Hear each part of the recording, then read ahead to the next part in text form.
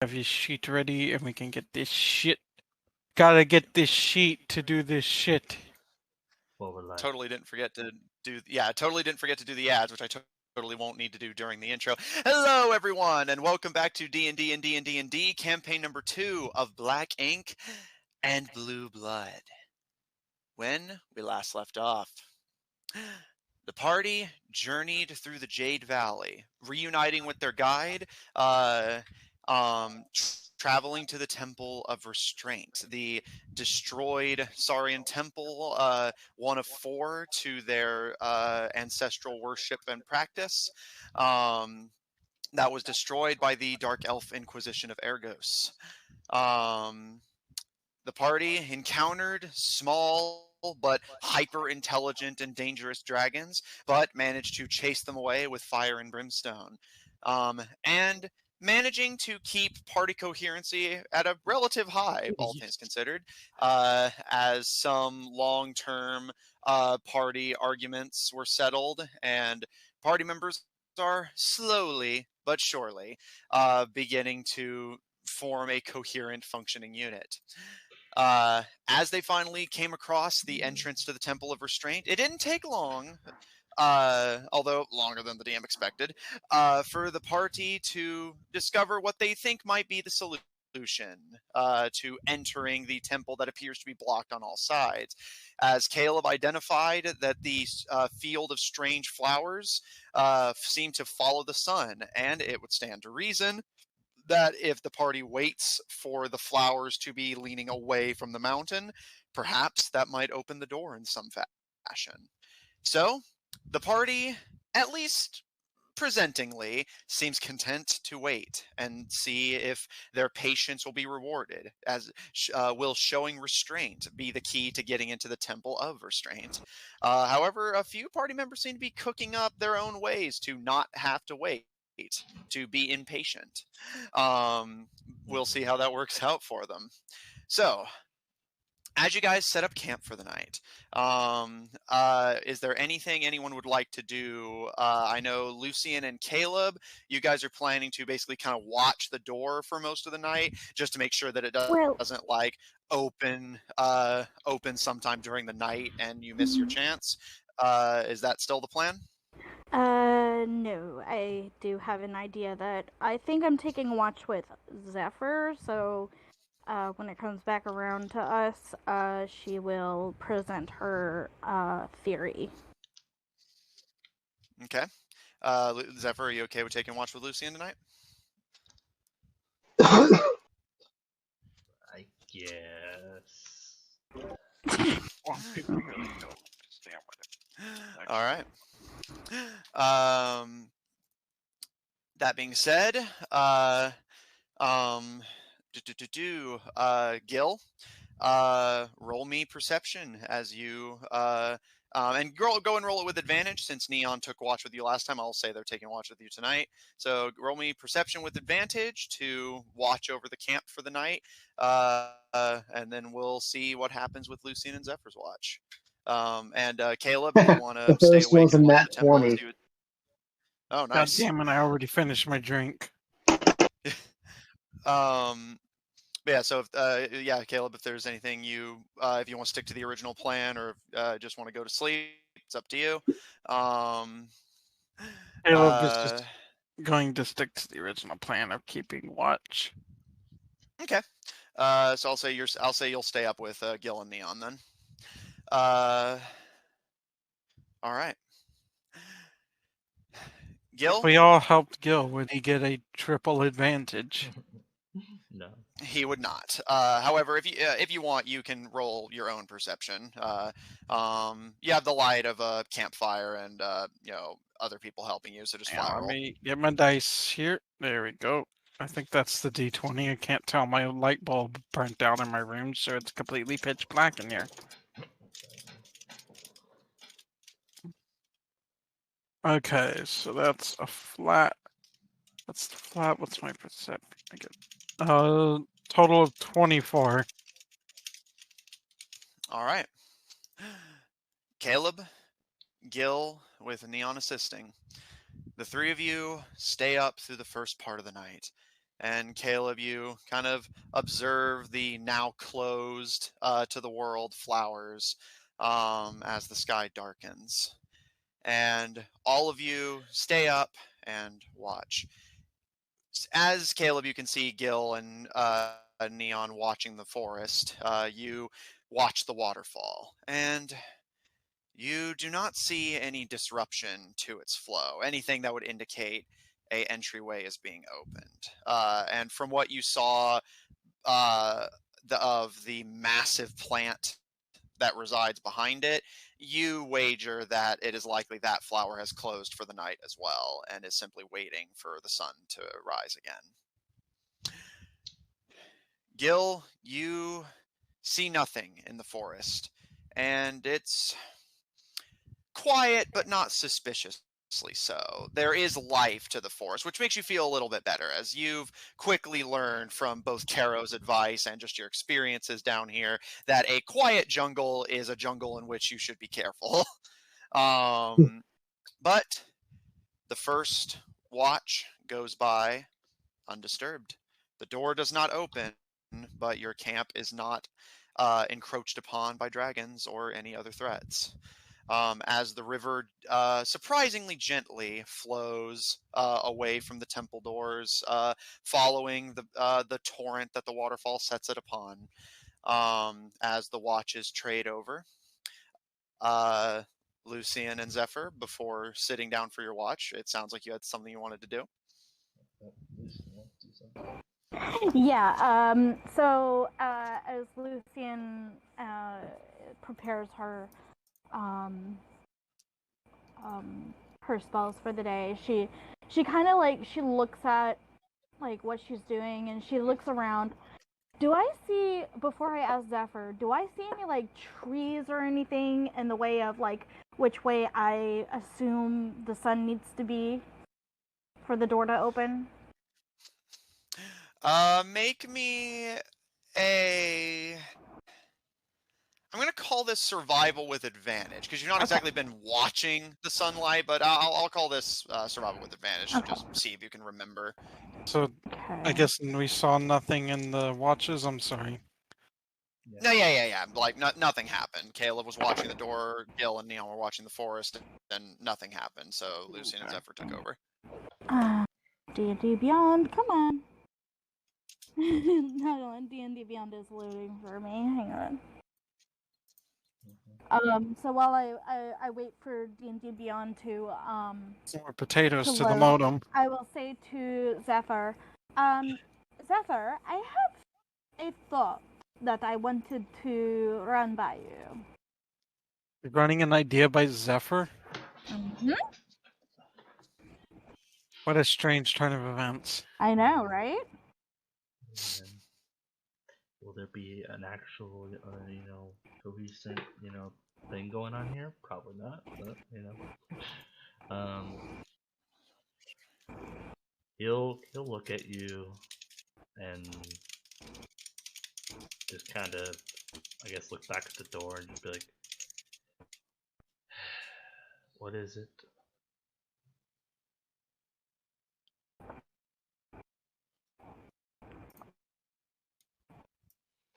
What is your idea?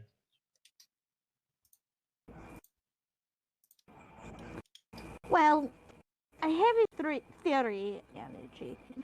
So I cast a spell, and it will Amanda, you're breaking up. Yeah, you are. I hear. It's an Amanda. interesting sound, though. She could be still talking, so it's trying to go through. I could do that too, robot. It is imploded. Amanda, they can't hear you. It's breaking up. Is this better? Is this better, any? Oh, that's bad. That is a spell, but it doesn't. Hang on. Okay, is this much? Oh, that cleared up again. There you go. I don't know what happened. I think. I don't know what happened either. Like, my I guess phone just I stop guess. Do you need? doing shit. And Yeah. so I will Bad say for the connection. purposes of this is that she is asking Zephyr if he thinks if she casts light on the position that hopefully I can get D&D Beyond to tell me what my plus is for survival so I can reveal what that is.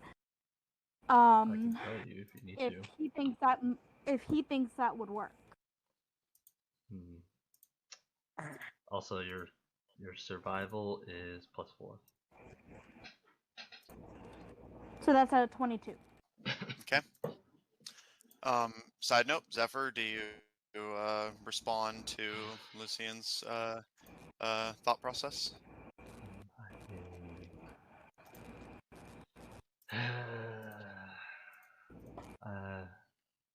I guess I don't know much about these magic or whatever doors too much, but I mean, if you wish to try it.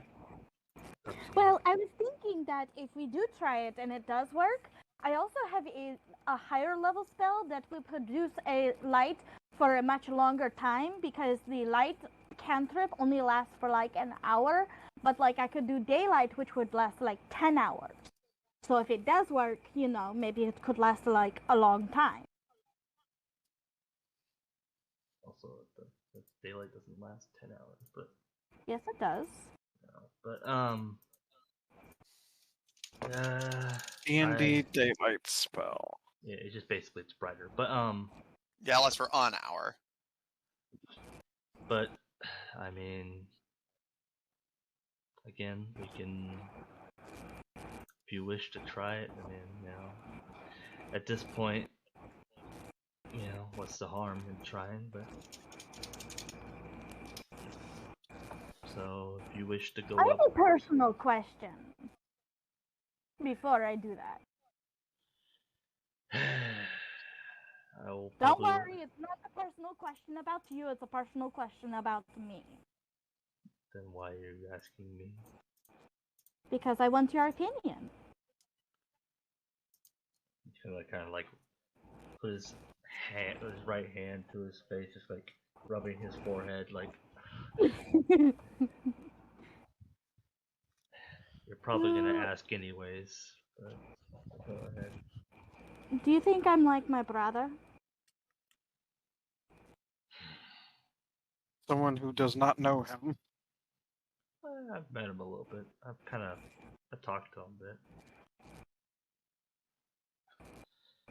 I don't really know much about your brother, though what I've seen.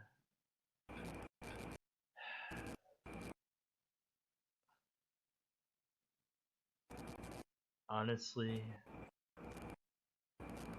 I don't know. I can see both ways. It's not helpful, Zephyr. Well, you know. Well, it's just, I've been talking to him, before, everything, and he said something very interesting to me. He said that, like, hang on, let me get my notes, because I wrote it down. Okay, he said,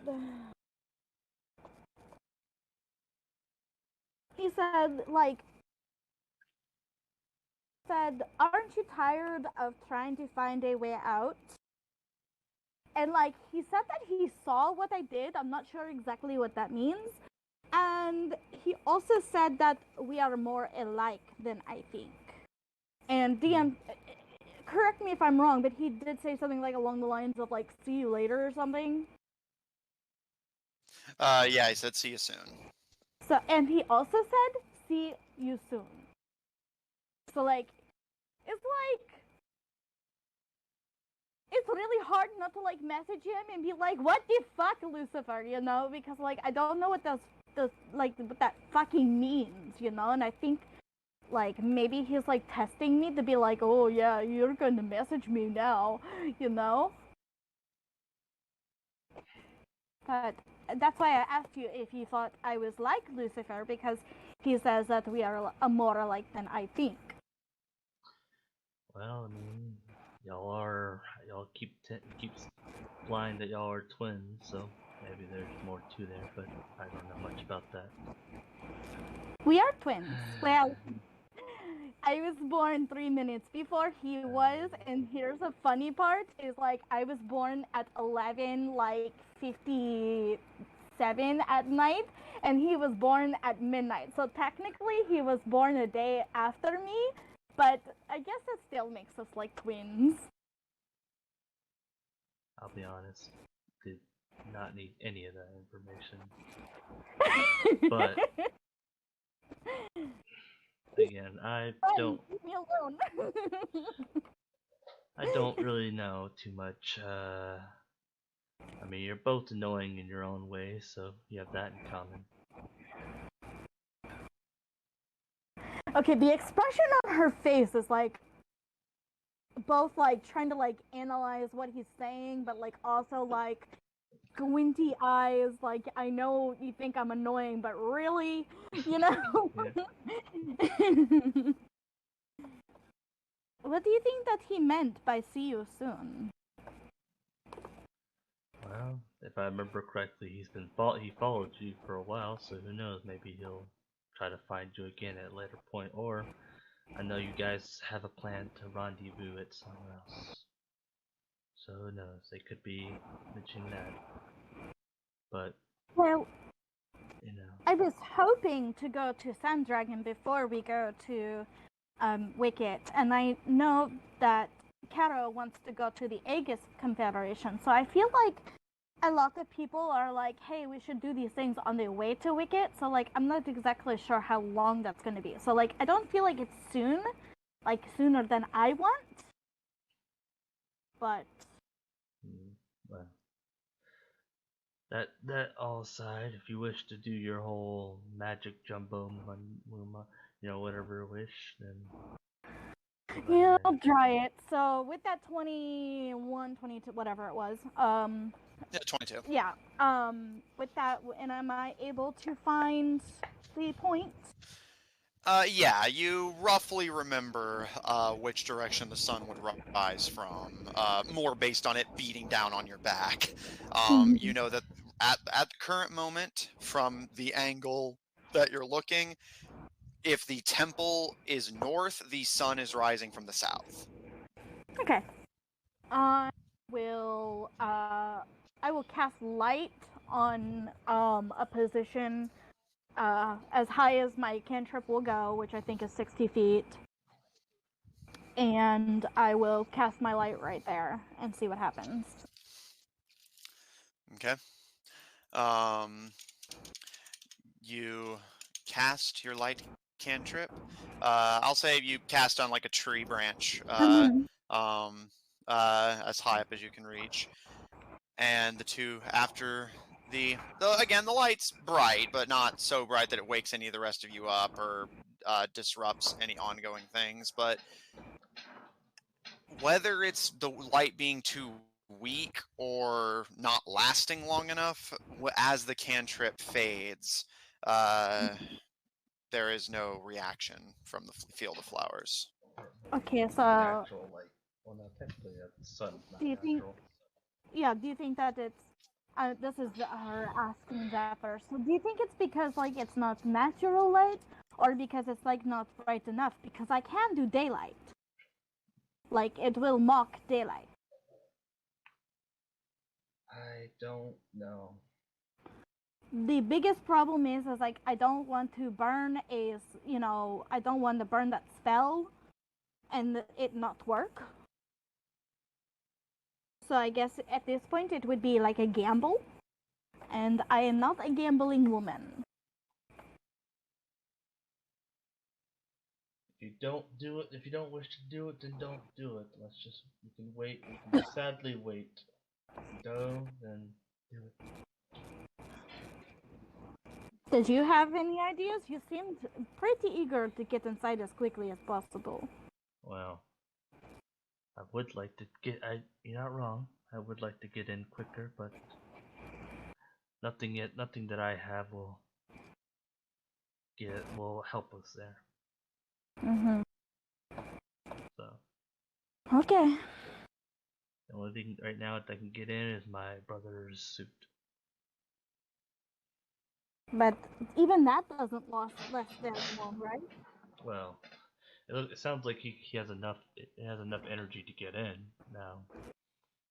He just, Yeah, but I do not want to send poor little Caleb in there all by himself. I don't think that would be wise. I mean, he can handle himself, and we're only here to grab an item. If I'm not mistaken. But we also don't know what's in there, Zephyr. We don't know what traps are there. We don't know what's inside. I would feel better if we were there to back him up or back you up if you two want to, like, do your sneaky sneak thing, you know, your little bandit thing that you do. That is fine. But I don't want you guys to go in there alone. I don't think that is smart. And what if y'all coming in there makes it more risky? Then at least we're together. He's just gonna shake his head and just watch the door. At least way we could, like, support each other. God, Zephyr. I'm not being, like, cheesy, like, oh, we're together, like a big family. No, I'm just saying we are co-workers who are trying to get through this bullshit, you know, so I could go talk to the queen.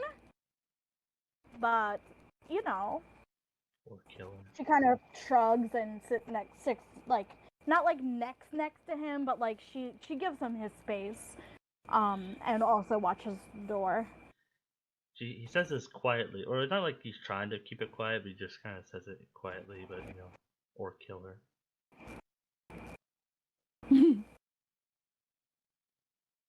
All right. You can both roll separate perception checks, or one of you can roll with advantage. Your call. Let's try. Let's see. All right, you guys both go ahead and roll perception. What is my plus for perception? D&D Beyond is not being nice to me right now. +7. Okay. I got 26. All right. I got. Hang on. Gotta do math. 24, 25, 24? All right. The two of you, after a short conversation, show some restraint, and you sit, and you wait. That's restraint. The night. I can't do anything. Well, it sounded like you had a few ideas you were toying with the last time we played, so. The jungle has its share of idle noises of animals that risk living in the valley, the distant calls of predators that thankfully do not seem troubled with your presence at the temple. Whether out of some unconscious respect of the holy ground or simply not willing to bother after the light show you guys gave them last time, the Death Dozen Dragons of the Valley are giving you your space, and you still have seen no sign of Liv throughout the night after they left you being somewhat uncomfortable treading into a temple's grounds that they had desecrated alongside their allies. Zephyr, you're the one to see it first, although Lucian, you see it also. As the sun begins to rise, which, as an interesting side note, while relatively speaking, the north and south I gave you is relatively speaking, the sun is actually, like, functionally rising from the west, or no, east, sorry.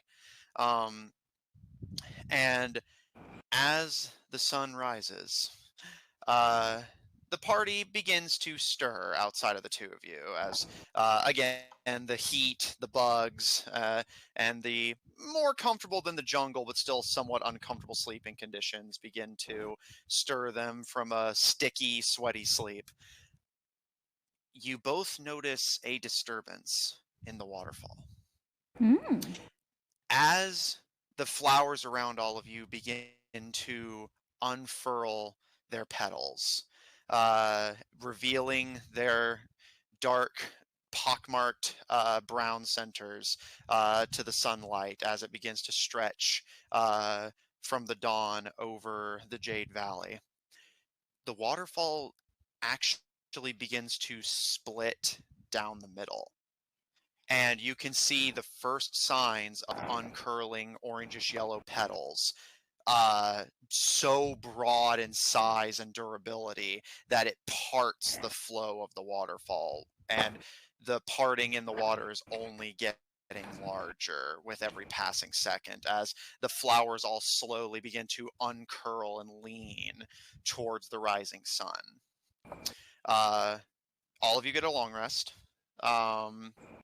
And by this point, you're all waking up, and while Zephyr and Lucian, you see it first, you all can see the waterfall is beginning to be split by a massive sunflower's growth. All right. You guys ready? Wakey, wakey. Caleb will sit up and be like, "Oh, I guess I was right." Zephyr will run to the door. Surprising, isn't it? Yes, remind me next time we are in town to buy you a cookie. Let's go.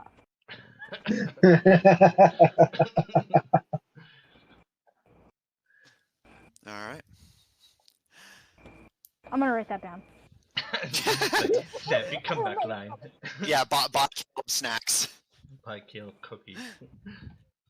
I like how in every major area Caleb tends to get snacks, like because in fucking Edict you visited the gas station and got chips, and now Lucian's gonna buy you a cookie. You were 14 once. Are you going to say that is not how 14-year-olds are? Oh no! As someone who survived on a diet of Doritos and Dr. Pepper, yes, it's 100% accurate. I just find it funny. All right. So, as you all awake, a long rest under your belts, one by one, Zephyr taking the lead as usual, begin to file, having to tread into the river, but again, it's not so deep that it forces you to swim. You begin to head for the waterfall. And as the sun gets higher in the sky, you can see the flowers stretching more and more and more. And Caleb, the area that had once been completely borderline impassable with roots and overgrowth and leaves, you can actually see a very followable path being revealed to you as the flower's stem and leaves and vines actually curl upwards, trying to reach further towards the sunlight and completely bisecting the waterfall at this point, forming this almost like windowed curtain of flowing water around the entrance of the temple. As the sunflower unfurls its petals, desperate to get all the sunlight it can, all of the plant life is basically completely out of your way, allowing you a clean path to the door. Nice. As we go in, Lucian wants to say, so I also have prepared another spell that could help us. It doesn't last very long, so I'm going to do it like when I feel like it needs to be done. Basically, it will help us prepare our minds for any trickery. So for this, I'll say it's Beacon of Hope, which will give us advantage on wisdom saving throws. Okay.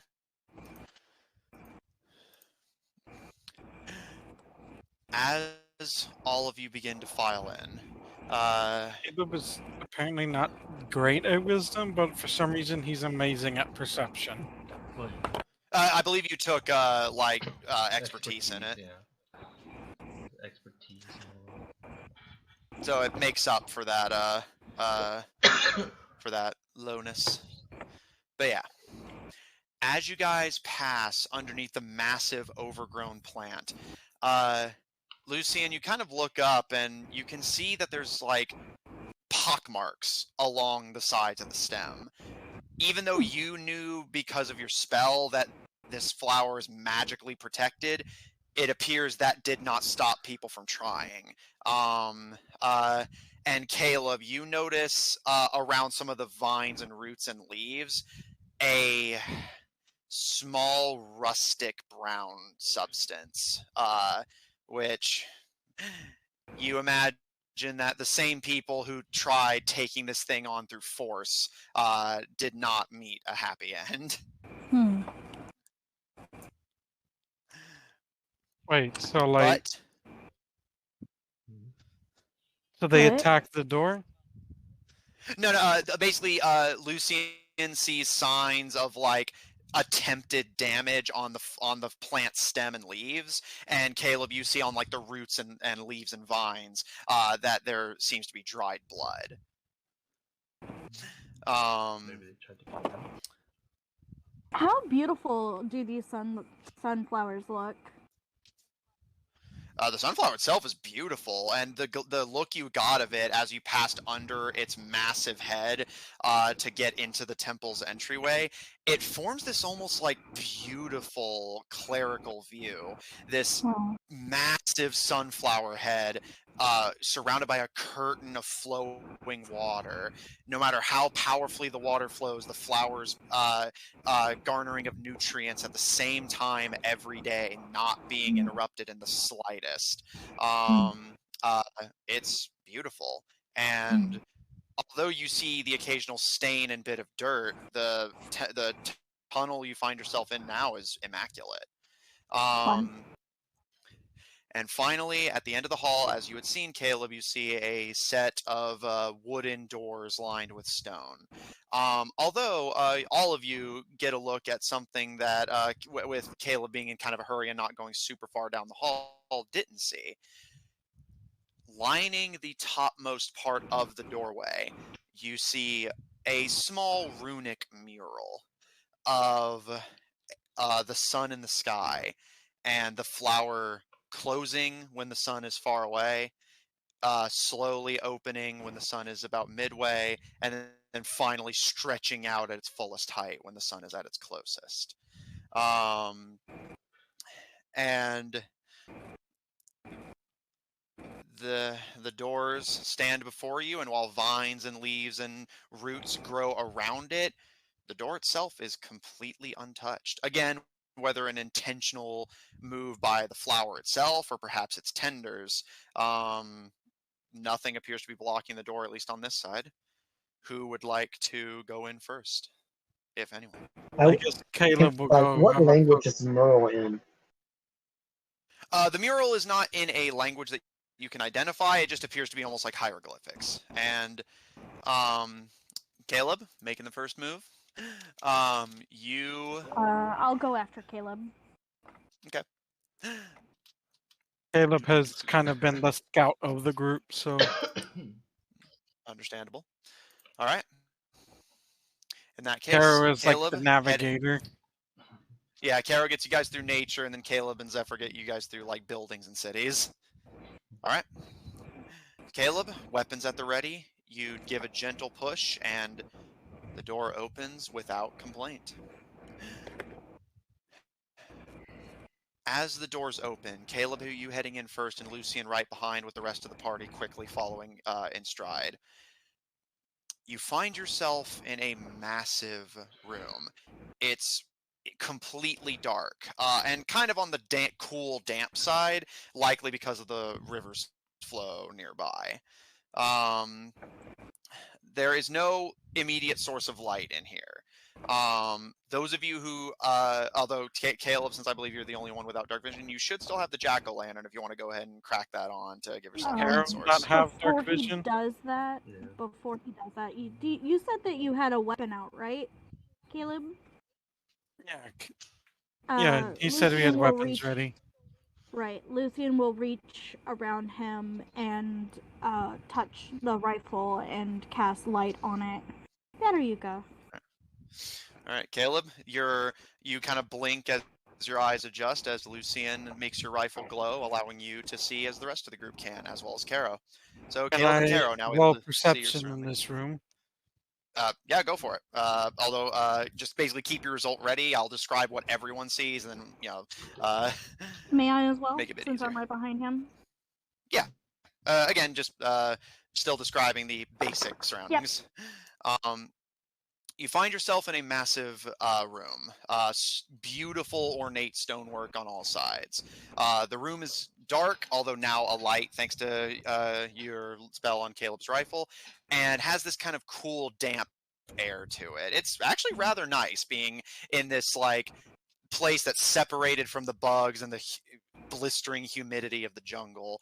And even for you, Caro, while it's cooler than you'd really prefer, it's nice and damp. And you think that this would honestly be a nice place to stay if you could still access the jungle. You can see why the Saurians liked staying here. There is a set of stairs, although it does not go out of sight. They simply go up to an elevated platform, not too dissimilar to the one you had seen in the Dark Elf Church that you passed through to get here. And on that elevated platform, you see a stone statue, massive and overlooking the room, of a dragon, four-legged, almost alligator-like in its body, but with a kind of rounded head and a massive fin on the back of its body.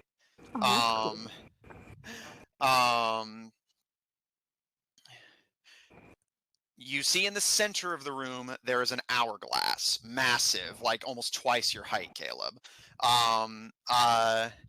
and completely wrapped in chains that are bolted to the ground. Surrounding that hourglass are runes, although you cannot read them. There is suits of armor littering the room. They appear to be in decent condition, like they're not completely apart, but they're not like organized and standing at attention like you would hope. And the floor appears to be stone tile work, and if you hit your foot at the right angles, you can feel some of the platforms have a little bit of give to them.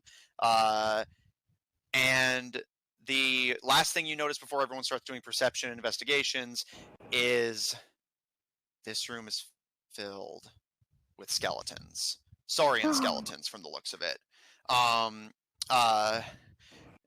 Judging from the tails and probably large. haunted now. I have an idea. The tails and general physiques of them. They don't appear whole. The skeletons have long been broken, and most of them appear to be actively like rotting and crumbling already.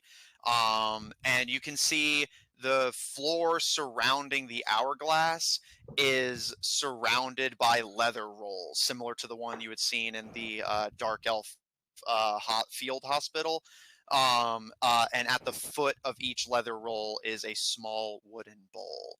This room, while the air is pleasantly cool, it also has a horrible stench of rot to it. This whole place smells dead. That being said, Caleb and Lucian, you made the first calls for perception. I'm What sure did each that's of you roll? very familiar for Lucian. It's a 19 in total. All right, 19 in total. Lucian? 25. All right. Caleb, cautiously holding your glowing rifle aloft, you begin to look around, Lucian following not far behind. You both notice that in each of the wooden bowls is what appears to be what had once been food, but has long since rotted and been taken over by maggots and mold. The armor is all intact. Some of them even still have weapons to wield. Although you notice that it looks like they had been broken and just shoddily repaired. And Lucian, you specifically notice that lining the ceiling, specifically where the walls meet the ceiling, there are small pockmark-like holes lining the ceiling. And both of you also see that the chains bolting the hourglass to the floor have locks on them. And Caleb, you spot this first, but Lucian, noticing Caleb stop and investigate it, alerts you to it as well. Caleb, you notice several of the top floor tiles are very, very loose. Like, you think that if you were to, like, basically get some leverage, you could probably, like, just pull them out entirely. Whether that's an intentional flaw of design or just, like, the age and destruction of this temple not doing it any favors, you aren't sure. Caleb, or everybody, I should say everybody, I have something that maybe if you guys are okay with, maybe I could do to see, I could talk to one of these skeletons and see if they know anything about the key that we're looking for. Or Can I could skeletons, reanimated skeletons talk? Aren't they missing some of the important parts to talk? No, they can do it. I mean, But they don't have vocal cords. They don't need vocal Yeah, no, cords. I will say, Lucian, since you have the spell, Caleb is actually right. A skeleton cannot communicate with you. It specifically says on the speak with dead spell, the corpse has to still have a mouth and can't be undead already.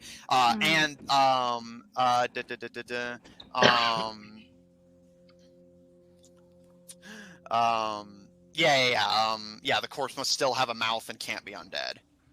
Okay. And as Caleb observed, most of the skeletons are already like scattered and rotting. Like basically, they aren't whole anymore. The second thing that I wanted to say was, let's see, where I wrote it down. So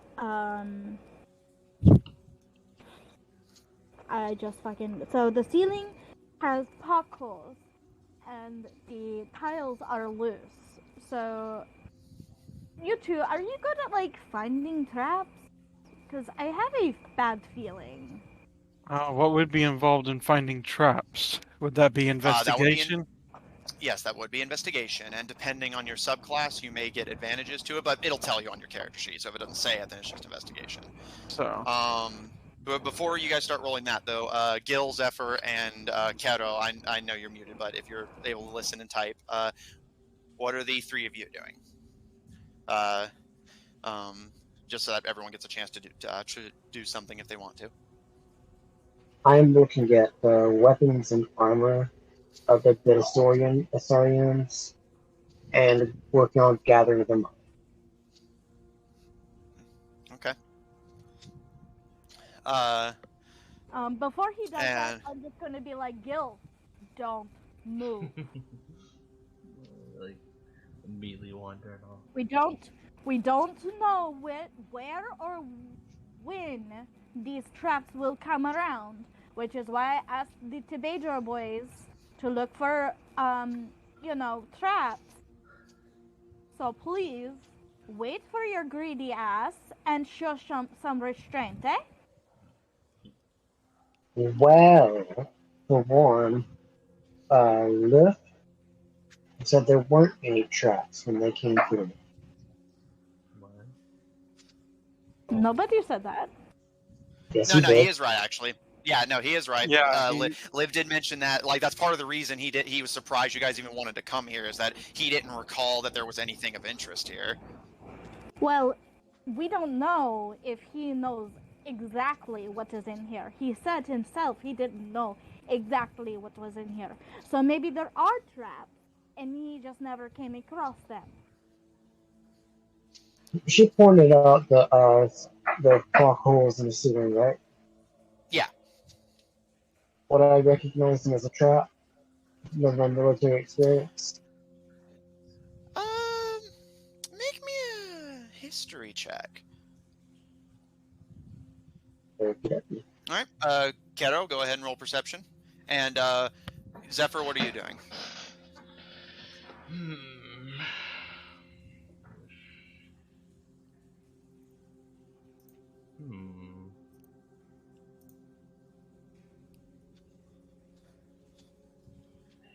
I could do that. That probably would be a good idea. Yeah, I'll just investigate for traps, I guess. Okay, and Caleb, you want to help him do that? Yeah. I can only Okay. do one of you, so... Also, I Caleb was do- going to because I'm trying to look make for friends with- anything useful. Because I'm Okay. trying to make friends with Zephyr, I'm gonna give Zephyr guidance. Okay. All right. So in that case, I'll do round the table for everyone's individual things. Caleb and Zephyr, either one of you can roll with advantage for trap searching. That'd be investigation with any relevant bonuses you might get from your class. Or you can both roll separately. Yeah. Well, I guess Uh, considering Caleb wanted to also, while he's looking for traps, look for anything useful or valuable amongst the armors and stuff. Also, want to point out I'm using D&D Beyond. That helps. Fair enough. All right. Okay. All right. In that case, yeah, I'll say the two of you roll separate, and with Caleb, I'll include you checking the weapons. All right. So, like I said, I'll just go around the table. So everyone roll anything you've been asked to roll, and we'll circle around. Gil, what'd you get for history? 21. Gil, you do recognize those potholes. It's actually something that your father taught you about in your upbringing in military strategy. This is something very commonly seen in urban guerrilla warfare. Those pockmarks, now that Lucian and Caleb pointed them out to you, you recognize the design exactly. While yes, those holes can be seen decoratively, they typically be bigger if they were decorative, and you can't see where they go, and they're too high up to check them. If the familiar design is not coincidence, those are meant to flood the room with poison, usually from the outside. Ideally, someone would walk into a room, get trapped inside, and then those holes would be used to fill the room with gas that would kill everyone inside. So yes, trap. So Carol would be okay because she can't be poisoned. Wow. I think Carol can be poisoned. She's Yeah. just like resistant, basically. I will pass that on to They're actually everyone. immune to poison. So Oh, immune to okay, yeah. poison and being poisoned. All right, never mind. Yep, Gil, you are correct. I will All pass right, that and on. for yep, all right. Everyone, Gil points out to you that he has seen those pockmark holes in his military training. They are meant to be used to flood a room with gas once people are trapped inside. I hate to Um, ask why someone with military training knows how to fill a room with gas to kill people.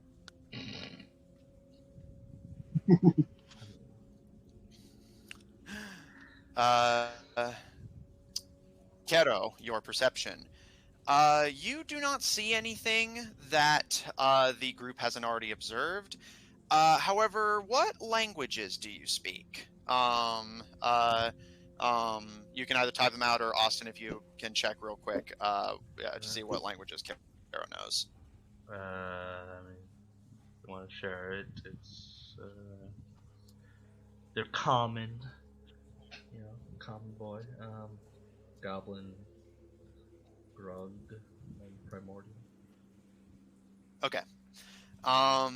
Yeah, Kero, you do not see anything that the party hasn't already seen. However, I will say it mostly had gone unnoticed because the age of this room is causing it to get quite dusty. Kero, you spot that in addition to the upstairs platform with the massive dragon statue, you do also see that there appear to be 4 doors leading outside of this room, 2 on each side. And there appear to be more runic markings similar to the ones on the floor on each one.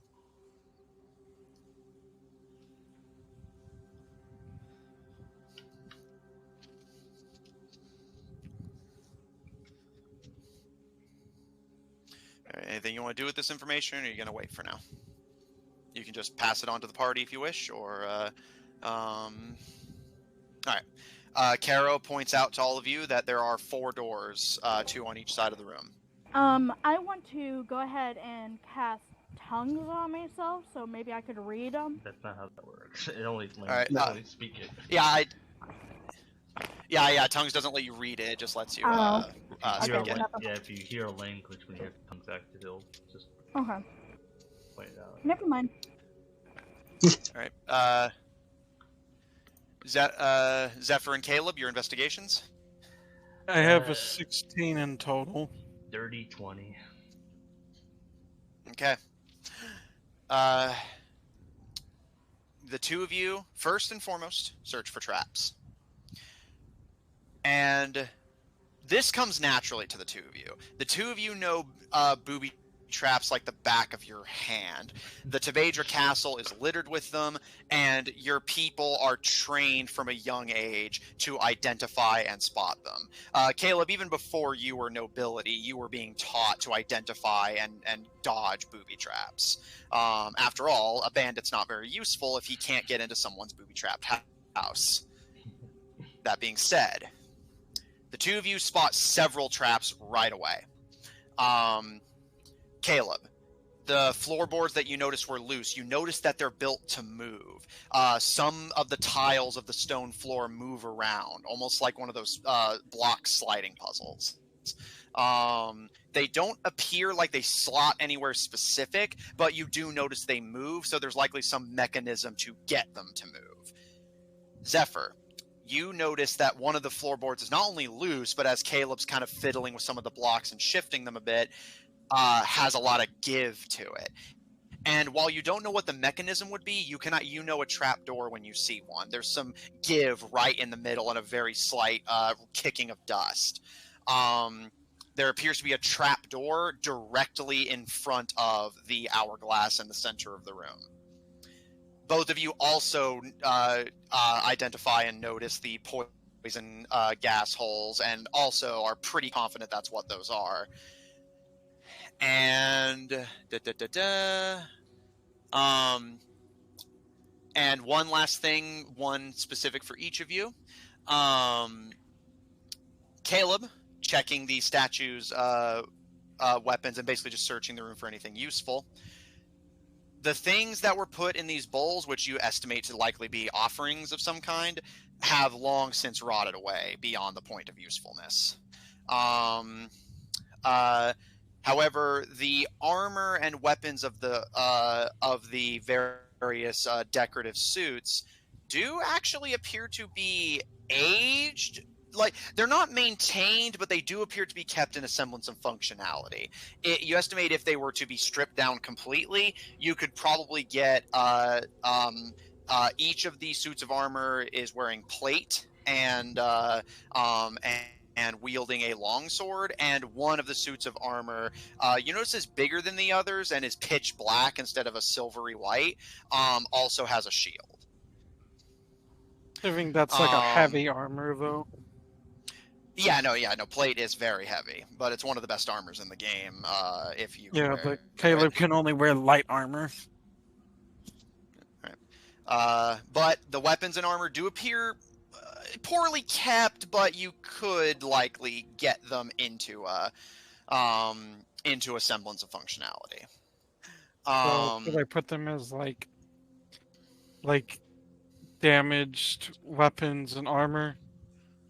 So like they. Yeah, I'll say if you want to grab them, you can just add them as the items they are, but I'll just note, like, for you and I's personal note that, yeah, like, they are dusty and a little bit old. It's gonna put them into his bag of holding. All right. So that's 6 sets of plate mail, 6 long swords, and an additional plate mail, long sword, and shield. As you start, how many long swords? So basically, in total, 7 sets of plate mail, 7 long swords, and a shield.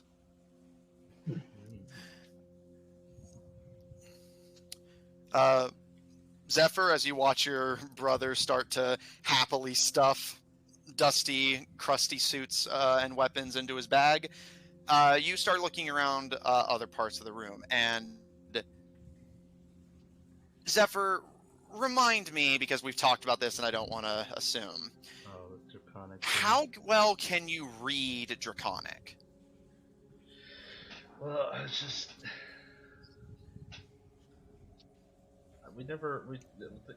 it was kind of like iffy because we never, like, it was kind of just like I was gonna leave it up to you kind of deal, but it was just he was never taught it, at least by his, whatever, the people he knows. Mhm. They never taught him, but No, yeah, like If- just basically like, like, do you think that Zephyr can at least basically read Draconic? I was thinking like probably some of the languages are like kind of like how like you get bits and pieces of it maybe. Okay. Um, Zephyr, as Caleb is stuffing the suits into his bag, looking around the room, the runes on the floor and the doors appear to be written in Draconic. You can catch a few snippets of what they say. It's a little hard to read. It's dusty and grimy in here, and you're not like an expert on the language, but you do recognize all of the writing in this room as being in Draconic. Doesn't Hero know Draconic? No. Nope. Only He did. technically Zephyr knows it, but at the same time doesn't. Mhm. Does Zephyr point this out? I mean, what do I get any? So I just know they're Draconic. I don't get anything from Yeah, them? basically you can try to read them if you want. I was just noting that you definitely know it's all written in Draconic.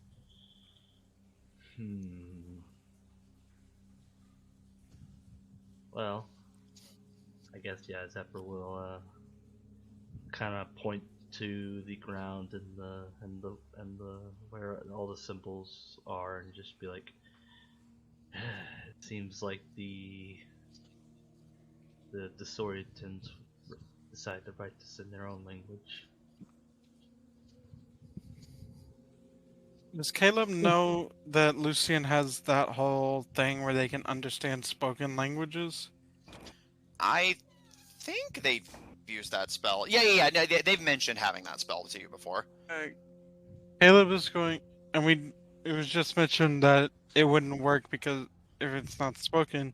Well, But I don't Caleb, think you can read. I think it's just yeah, spoken. well, Caleb's gonna ask Zephyr, you don't understand it, but would you at least be able to pronounce it?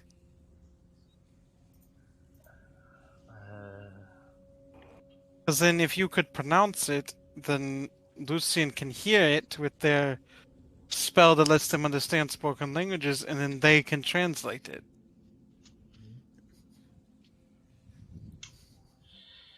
It's worth a shot.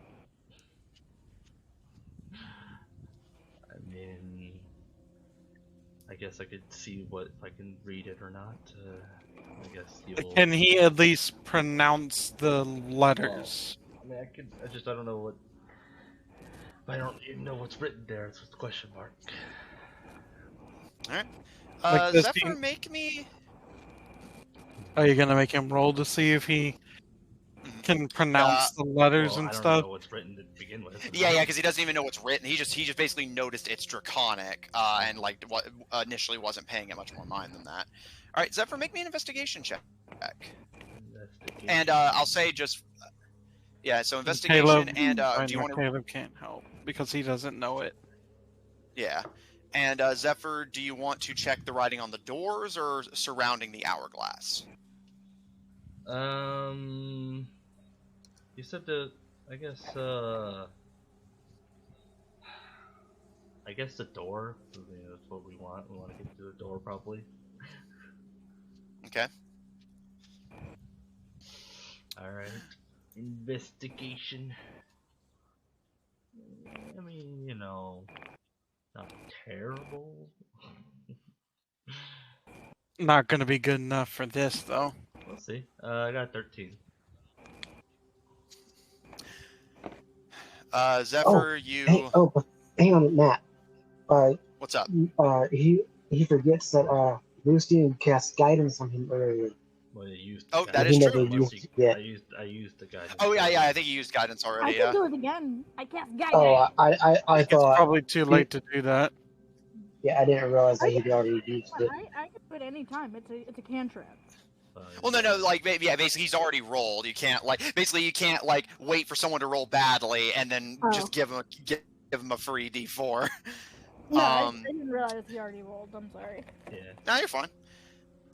Zephyr, it's hard to read some of them because you don't really know the written language super well to begin with, and even if you did, this place is so dusty and grimy, and it's not like you can reach up to the door to like wipe some of the grime away. So a couple of the doors you just flat out can't even make out the lettering. However, on two of them, the ones on the bottom right and the ones on the bottom left, you are able to make out what they say. Written on each one is a single word in Draconic, which those two you are able to understand. The one on the bottom left says willpower. Wait, And the one Well, I thought on he the couldn't bottom understand the language. Well, it was established earlier. I can speak the language, but it's like I can't read it. Type of thing. It's weird. Mhm. So I mean, I guess if I can. Yeah, which there's say it out story loud. story stuff going on there. Yeah. Yeah. So again, you're struggling because, like I said, like even if you could read it well, like the letters are kind of grimy, but you are able to understand two of them. One of them says willpower, and the other says knowledge. And sorry, I got it slightly backwards. Bottom left is knowledge. Bottom right is willpower. And I guess I will relay this information that these doors apparently this door says willpower, whatever that entails, and this one seems to read knowledge. Yes. What were the other temples named? The temples were I got it. yeah. Yes. And then, going back, let's see. Temple of Restraint, Temple of Rigor, Temple of Rapidity, however the fuck you say Rapidity. that. Thank you. And I feel like I'm missing one. Oh, Rivet. So Alright, so Caleb's gonna be like, what does willpower and knowledge have to do with restraint? Well, like scholars like myself, maybe we would like if I like go through that door, like I have to like restrain myself from, having knowledge. I'm just guessing here. But that would only tempt people who want knowledge. Well, maybe you have to choose So- the right door. Who knows? That is a good theory. So like I would have to like restrain myself and not go through the knowledge door because like I want to know what's in there. Like maybe it's like a book. What about the other two doors? Zephyr cannot read them. Again, he struggles to read Draconic to begin with, and he doesn't even really know where his understanding of the language comes from, so it kind of comes and goes. And even if he could, this place is so filthy and grimy that he can't make out half of the lettering. Zephyr, if you use your canter on maybe those two, maybe you could like wash away the grime and maybe you'll be able to read it. I thought about that, but I've also thought, what if the water does something, It could trigger a trap. who knows? I mean, since I know essentially where most of the traps, maybe I could try to make sure the water doesn't do that, but I don't know. Can Caleb look around the hourglass to see if there's anything on it? Sure, make an investigation check. That's gonna be a 14. Lucian is gonna say, "Be careful." Didn't they say that there was like a trap door? Well, yeah, Well, but Caleb Zephyr knows Kill it's know where there. it is. So. Okay.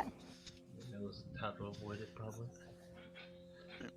So Lucian concernedly calls after Caleb, but Caleb, you said about your investigation. And looking at the hourglass closely, it is bolted to the floor by a set of gilded railings, but it does appear that the hourglass can spin, but the chains bolting it to the ground prevent it from doing so. But as you kind of delicately trace, there appear to be 4 chains, each with a lock connecting them to the bolt on the floor. Do we have to go through each door? I will also say that Caleb, you notice more of the runic markings, which, judging from Zephyr's reading, appear to be draconic, surrounding the hourglass in a circle. The hourglass itself is on a big gilded pedestal, and there appear to be a lot of blood stains surrounding the hourglass itself. Caleb is going to ask Zephyr, are you able to make out these writings on the hourglass? I guess I will go over there and see what I can read. Alright, roll me another investigation check, Zephyr. Alrighty then. Guided. Are they like kind of dusty? Alright. They're on the dusty Can side, Caleb and yeah, try to like wipe them off real quick to try and help him? yeah, sure. I'll tell you what. Yeah, Zephyr between Lucy, I'm going to encourage the party to work together. Zephyr, roll that investigation with advantage. Alright, first Because roll Caleb was is going- was better, And then add a d4. second roll. Yep. So roll investigation with advantage, and then add a d4. Yeah. First roll was okay. Second roll was the same as last. You only added to the second roll that with the D4? Yeah. It's Well, It's whatever a the roll, the d4, highest just roll. whatever. So you wound up getting the same either way, Yeah. basically. Well, Yeah. it's I got. Oh, no, it's either way. It's 17. Okay. Okay. See the highest roll. Lucian, I see how it is. Lucian, as you offer your guidance, and Caleb staying, kind of sitting on the raised gilded platform, you can't do much about the blood, but you do start clearing the dust from around the hourglass. And Gil, Kero, and Neon and Raccoon watch as the three of you work together to help get Zephyr to get through these ruins. Again, Zephyr, your grasp on the written language of Draconic is weak, but with Caleb's assistance making the writing somewhat legible, and Lucian's magical assistance, you are actually able to make out a decent amount of the writing, although some of it is either covered by bloodstains or you just don't know what that word means, so you miss some of it. But here's what you're able to make out. Within there's a bloodstain blocking the word, of restraint, there are 4 truths that must be known. The first is trust, that your patience will be rewarded. The second is knowledge of what there's another bloodstain covering the word, will be. The third is willpower, the patience to work for that bloodstain to come. And the fourth is acceptance, the willingness to, and there's a pitch black, massive blotch of blood covering that word, to the fact that sometimes all we can do is wait. I guess we have to go through each of these doors and complete some We kind have of to go in challenge. the order that he says. So I trust, mean, possibly, knowledge, willpower, and acceptance. Assuming But it's we have a left to right. 50-50. We don't know. Well, we know the bottom right and the bottom left. You know, the bottom left is knowledge and the bottom right is willpower. So we have to flip a coin. Ugh.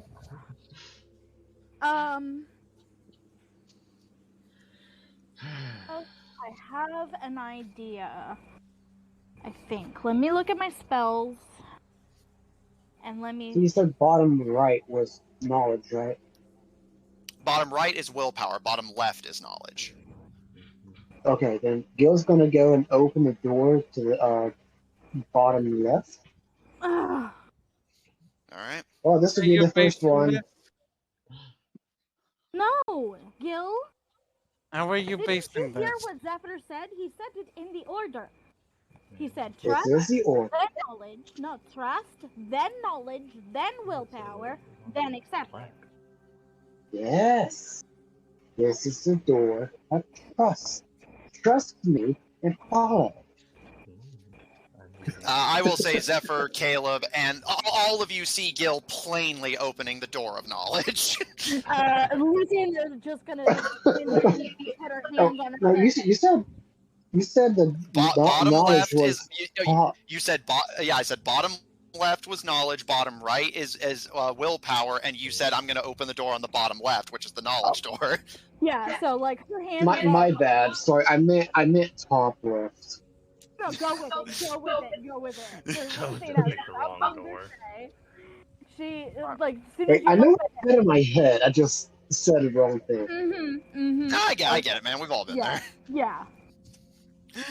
So Gil, kind of realizing your mistake, you shut the door and move to the top left. All of you kind of nervously wait, but thankfully nothing appears to happen. And as Gil approaches the top left room, does everyone want to follow? Yes, we will. I guess we don't really have a choice. It's a Well, you process. do. You always just stay here. We won't be a bitch about it. Damn. Or you could just not be a dick and call people bitches. Well, he's gonna go through the door. All right. Gil, as you open the top left door, all of you see nothing but darkness in front of you. Even those with dark vision, you see nothing. Even with Caleb's light. Even with Caleb's light, nothing. That must It's be al- really it's almost like magical. all light in the room just simply ceases the moment it crosses the threshold of this room. I Well, could it says tell Matt. trust. You will start walking. All right, Aiming you all for watch as he's Gil. he's aiming for a straight line. Before you start walking, let's hold hands so we don't lose each other. Nah. Really? Gil's Zephyr? already gone. Together. Kill's already gone. Yeah, He, like, Lucian, as you make the suggestion, Gil and Zephyr are already going in the room ahead of you. They never learn. And she'll go in with them. Lucian, you feel Caro grab your hand. Aww. Lucian will, even though you can't see it, she is smiling. Thank you, Caro. oh, and Gil does Caleb, have raccoon, by the way. Yeah, raccoon on your back as usual. I guess since Caleb, everybody else has gone in, Caleb will follow. Okay. And Caro, I will say as a side note that your animals seem really discomforted and seem like they're not willing to enter the room unless you order it. The hackles on Gero's back are raised. Your Suchomimus is crouched low to the ground and hissing, and you can even feel like twitches in your pocket from your tripodal spider. The animals do not seem comfortable with entering this room.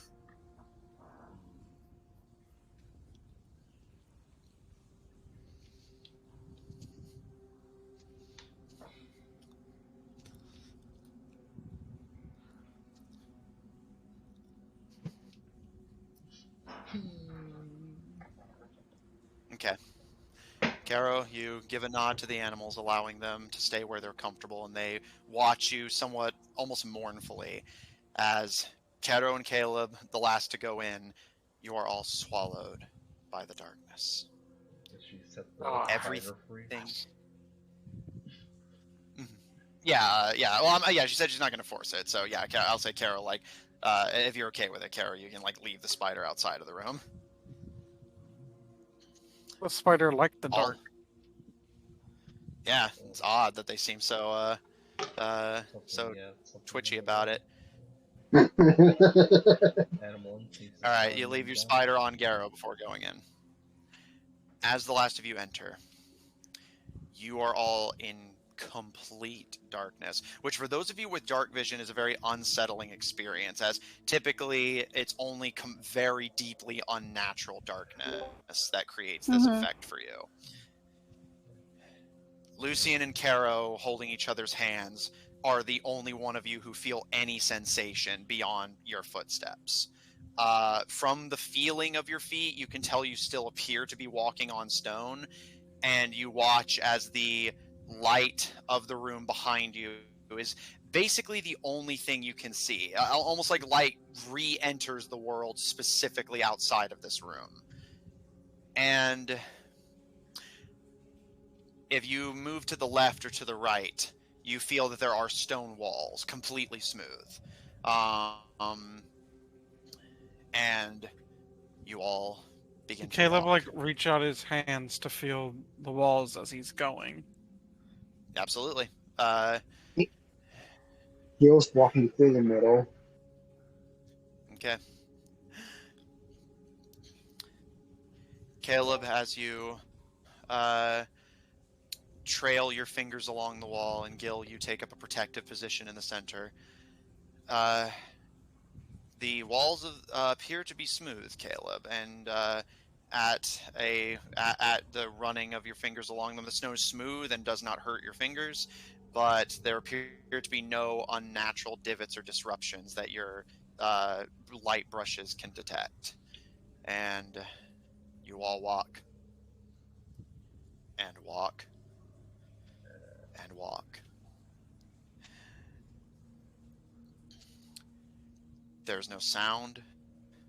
There's no light. There's no sensation beyond each other's breathing, Lucian's hand in Caro's, and the small, ever shrinking rectangle of light, the direction you came. Is there anything you all would like to do? Lucian will speak quietly. Well, this darkness is very unsettling. I have an idea that I want to run by you guys. I could try to dispel magic. If it is a magical darkness, maybe it will go away. Try casting lights. Maybe that could outdo it. I don't know. Okay. I'll apologize to Caro for what I am about to do. I will touch her little diving suit head and cast light on it.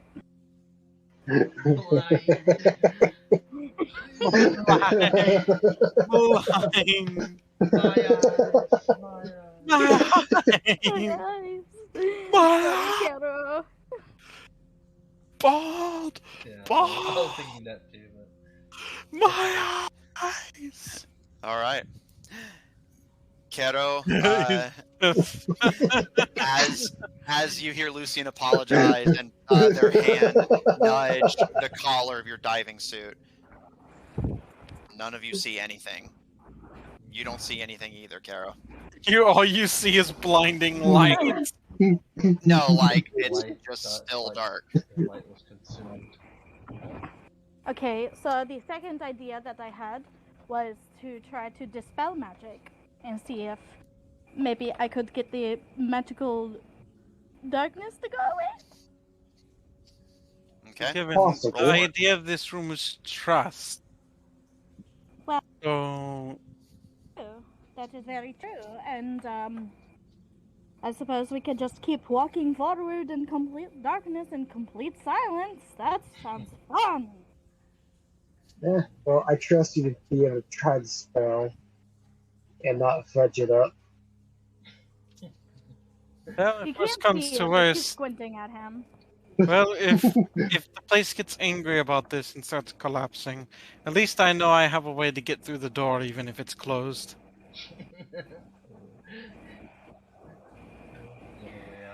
Another way out. Heavy sighs and just holding on to Caro and just muttering to herself, well, it was an idea. It's a good idea. Try it.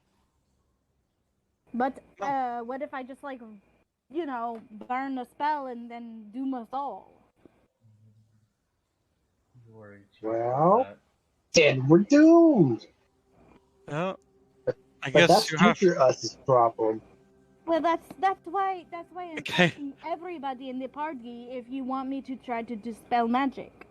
Caleb was like, well, I guess that would be a matter of trust in your spell. True. And in yourself. I have no problem trusting my magic. I trust Jiva that she will protect me in everything that happens to me, no matter what. but that's not what he said. I didn't say trust in your magic. I said trust in yourself. You, the casket. But if I trust in Jiva, does that not mean I also trust in myself? No. Nope. Um, Not even at all. Not close. Not even a little bit at the beginning. um, Either way, alright. I'm gonna keep walking. I'm going to take a moment. You can stop if you want to, Caro, and she's gonna just stop and breathe and focus and. Alright, I'm going to try, and she will cast. Alright. Yeah. Well, she's Matthew, I swear to God, if you rocks fall us. When have Well, I ever made it seem like I'm a fucking... I will I've... cast. Go ahead. I've never rocks fall the party before. Alright. There's a so- first time for everything. Might just And math. how many of us walk into it? Well, Lucian is actually towards the back, because Yeah, Kero and right. Caleb were the last to enter, and Lucian's holding Okay. Kero's hand. So, alright. Lucian, this is going to be a just spell casting ability modifier roll. Okay. So, I believe for a cleric, that's wisdom. So, this is just a wisdom roll. Can I cast guidance? No, I can't, because I'm casting a spell already.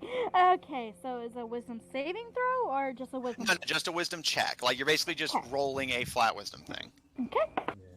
Yeah. Oh, natural 19. So 23.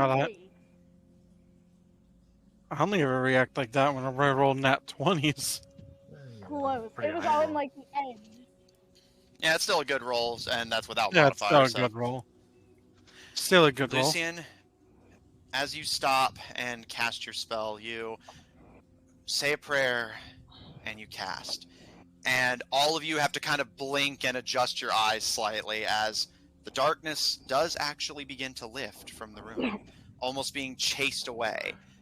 Now, there is still no light itself within the room, and Caleb, the light on your rifle has gone out. However, the unnatural darkness has been eliminated. Those of you with dark vision see that stretching in front of you is a long hallway with no end that you can see with the range of your dark visions. Although it does appear to keep going. Okay. Well, I guess they it was- said trust.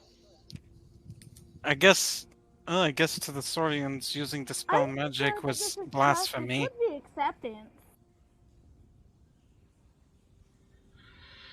Because like the way I think about it, okay, I don't know if I'm gonna need to make like a religion check for this, but with my knowledge of like how most religions view the 4 things that they had said in and what Zephyr had said, Asking if we just Would blasphemed.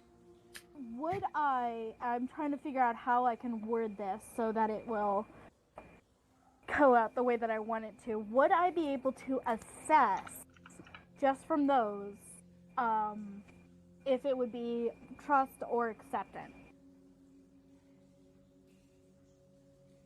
Mm. So now that I can Yeah. see while she's doing that, I would like to just start kind of walking I don't faster. understand the question. I have to be like very careful on how I word things lately. Yeah, and I got what you're trying to say, don't worry. And also, Zephyr, you're free to do so. Also, I will say one additional detail while Lucian's rolling and Zephyr's walking. Zephyr walks away. As the last of the magical darkness ebbs away, you all actually do stop for a moment as the temple does rumble. Almost Caleb rocked by a turns quake. around. Caleb turns around like he started running out this room. So you're going to start running back? Well, if it stops, he'll stop. But if it keeps rumbling like that, Zephyr, keep going. Caleb, you turn and start running, and Zephyr, you just keep going, and the rumbling does stop. Caleb will stop. Like, uh, okay, so the roof is not going to collapse on us yet. Although, Caleb, you do notice something interesting. you guys had been walking for probably about like a half hour at this point. When you turn and ran back, you find yourself right back in front of the entrance. You have to keep going. Not like you're not outside, you're not back in the starting room, but you're in the hallway looking like as if you had just walked into the hallway and then turned around. The view you have right now would imply you have made no progress geometrically. Oh wow. Okay. I didn't hear you. What kind of roll am I making? Religion at disadvantage. Okay. And yeah, the That sucks. temple did shake violently after the last of the darkness went away, but it stopped after a moment. That sucks because Yeah, my that will first roll return was to the a group. natural 20, and my second roll was an 18. So Okay. I like how Oh, that sucked. Well, yeah, So that's not 25. losing a natural 20. So. I lost my natural 20 to an 18. leave me alone. You're fine. You're not sure. Again, you're not exactly a resident of the Underdark, but you do have to assume that using magic to eliminate what likely is supposed to be here likely wouldn't exactly be viewed favorably. Okay. You basically went into a church and broke one of their stained glass windows because it was bothering you. So basically, yes, we did just blasphemy. I kind of fucked up, but here's what I want to try. We all go out of the room that we're in, close the door, and maybe that will like reset it, maybe? Just turn off and turn on the computer again. I don't know, it's just a guess. I don't know, what do you guys think? Because I'm pretty sure that I just fucked up. Go see what's on the end, and then if there's nothing there and we have to, then maybe we could try something like that. I mean, Okay. at this point, Zephyr's kind of going for like a speed walk. Just, Like, maybe trust that it's still working. they're like trying to stretch the trust. Like, is Zephyr making any progress in his speed walk away from us Seems like down it. the hallway? Seems like it. And Hmm. you turn and notice that Caleb appears to be gone, although you hear his voice, and when you turn back around, he's there again. Wait, Weird. does he point this out? Gil, do you point this out? Yeah. Okay, so Caleb's like, okay, hang on, let me try something. And Caleb's just gonna back up a foot. Caleb, as you back up, you find yourself outside of the room, and there appears to be nobody in the hallway. Everyone basically just evaporated from your view, and you're back in the starting room. Caleb, like, reach forward with his arm real quick. You reach forward. The rest of you on the other end don't see anything, and Caleb, there appears to be no change. Although the darkness does appear to be gone, and you just see an endless hallway stretching in front of you. Caleb will take a step forward. Alright. You step back into the hallway, and there doesn't appear to be any immediate change, but as you take another couple careful steps, you blink, and you find yourself back among the group. Okay, so Caleb's gonna, like, reach... Caleb's gonna stop at the exact step that he was able to see the group again. And then he's gonna try to reach back real quick to see if his arm, like, disappears or some shit. You reach back. Nope. Your arm remains corporeal. Interesting. Then he's gonna take one step forward. You're still going towards the entrance or further Going down towards the the hall? entrance. You take another step forward, and you're back in the starting room, and the group is nowhere to be seen. And then Caleb will step back and be like, Okay, so there seems to be something weird going on here. There's, Weird. How? at this exact spot I am standing, if you go one step forward, you're suddenly back in the other room, even though it looks like there's much of hallway left. And then, Yeah, bear in mind, there's a half hour of walking you guys just did between Caleb and the door. and then if you take another step back towards where we are, suddenly you're right there again. It's like a sudden shift from here to the entrance. So maybe maybe we're ready for the second door? Because like we have to trust that like we've made it? I don't know. I say we just we walk this hall just a little bit more and see what we find. Okay. Zephyr, you have quite the lead on this group as you've been speed walking this whole time. And as the group continues going, Zephyr with quite a bit of a lead. Another 15, 20 minutes pass. Almost an hour of just walking in a no longer pitch black, but still relatively featureless hallway. And nothing. The hallway seems like it goes on forever. You see no end in sight, Zephyr. I guess at this point, I will just full dead sprint. Is that right? Yeah, I'm Whatever already. happened to my You all see Zephyr kind of starts getting frustrated and then just break out into a dead sprint and disappearing from most of the range of you guys' dark visions. Well, so much patience.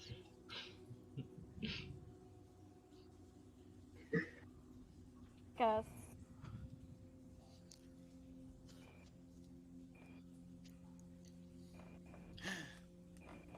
Caleb, isn't there anything that you can do to like I don't know, would he listen to you? Do I look like his keeper? No, but you look like his brother and you know Spoken like a true brother. Yeah. I don't know, you're like his brother and you two are like you seem super Zephyr- close. The only person Zephyr listens to is Zephyr. He will just simply entertain everything else. Well, he'll listen to his mother. Are you sure about that? Do you think she would let him not listen to her? You saw how scary she was. Scary, yes, but I also don't really know Zephyr that well to make that assessment. Well, you're not the only one here who knows him. Looking at Caleb.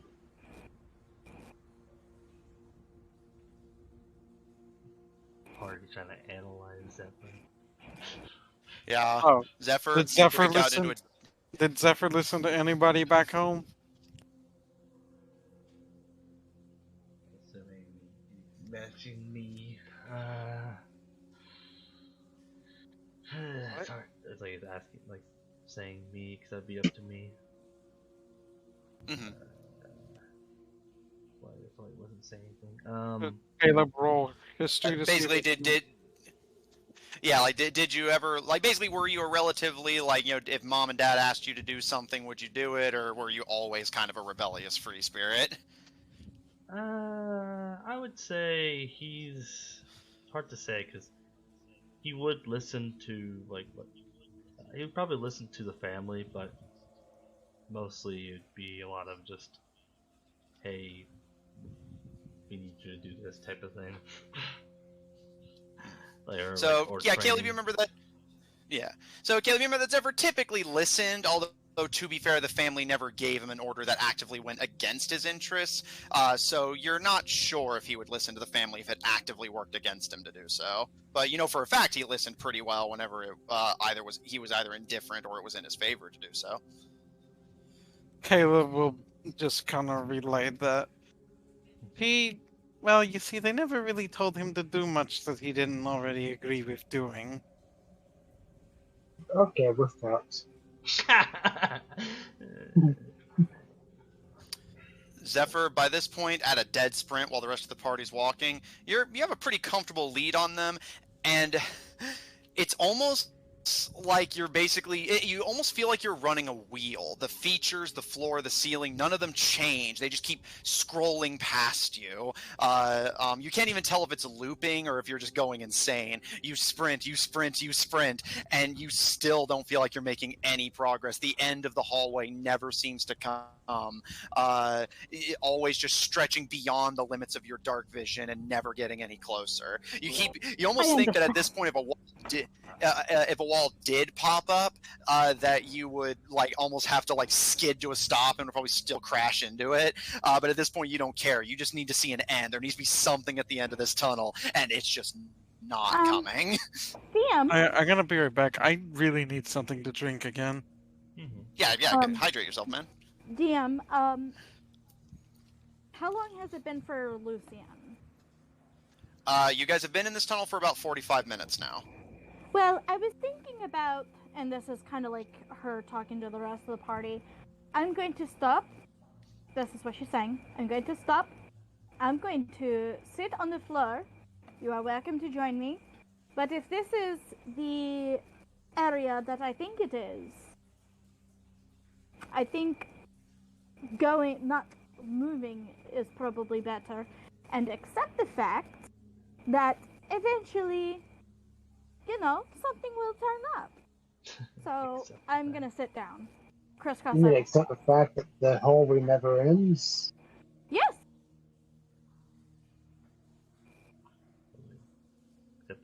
But do we all have to accept this, or just most of us? Because Zephyr way down there, well, he doesn't seem to be willing Well, to accept. Zephyr doesn't listen to anybody. So even if I did tell him, I don't think that he would listen to me. So it is up to you if you want to listen to me and trust what I am saying, or just accept the fact and just, take a powwow.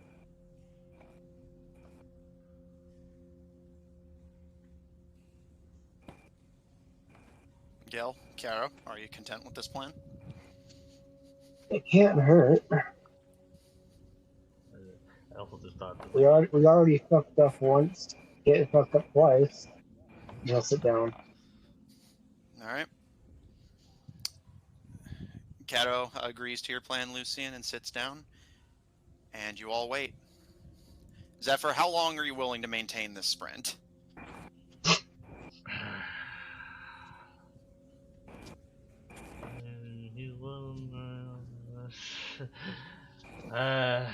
He'll go for about probably like 10 minutes before he stops. Alright, Zephyr, after another 10 minutes. So at this point, you guys have been in here for about an hour. Those of you who are waiting in the tunnel have been sitting down for about 10 minutes now. Zephyr, you finally skid to a stop, and indeed, the hallway stretches in front of you with still no end in sight. You've been speed walking, and outright sprinting through this hallway for an hour, and there's still no sign of progress.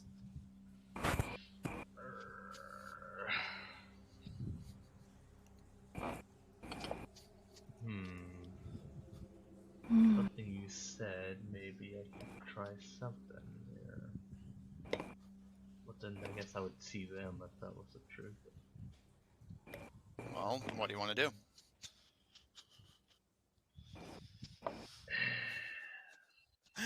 I cannot answer your questions if you do not ask them, my son.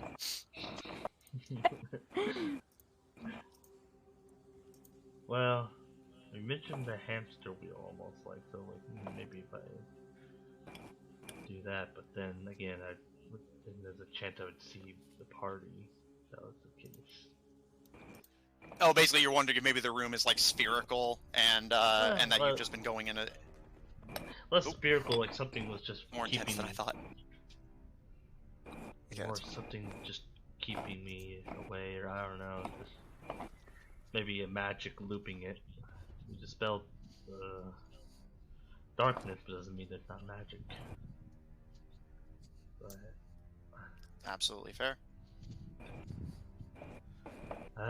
Zephyr, you kind of look at the walls and ceiling as the thought occurs to you that, indeed, maybe Lucien's spell only targeted one source of magic and not all the magic in this room. Well, I got nothing. I can't do much with magic. I know I got nothing. Let's see. Can I put the room in my bag of holding?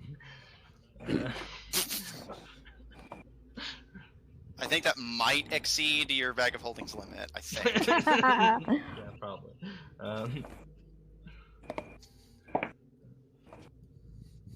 How far up does this go?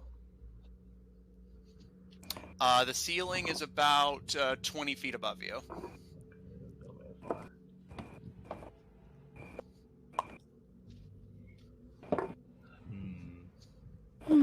Let's try something. I would like to kind of, get a good step on the walls and kind of get on the ceiling this time. Okay. And then I would like to, All I right. guess, proceed backwards. So you're heading back towards the entrance, or the Yeah. way... Basically, are you going down the hall or back to the door? Back to the door. Okay. Those of you is waiting in the hallway. You actually feel this like gale force blow over your heads as Caleb, you look up just in time to catch a red blur pass over your head on the ceiling. Oh, there he goes. Zephyr, a trip that took you an hour is suddenly done in seconds, and you find yourself grabbing on to the top of the door frame at the entrance. Would you care to join us, Zephyr? Oh no, Zephyr's gone from you guys' perspective. Oh, okay. Caleb just saw a red blur pass over your heads.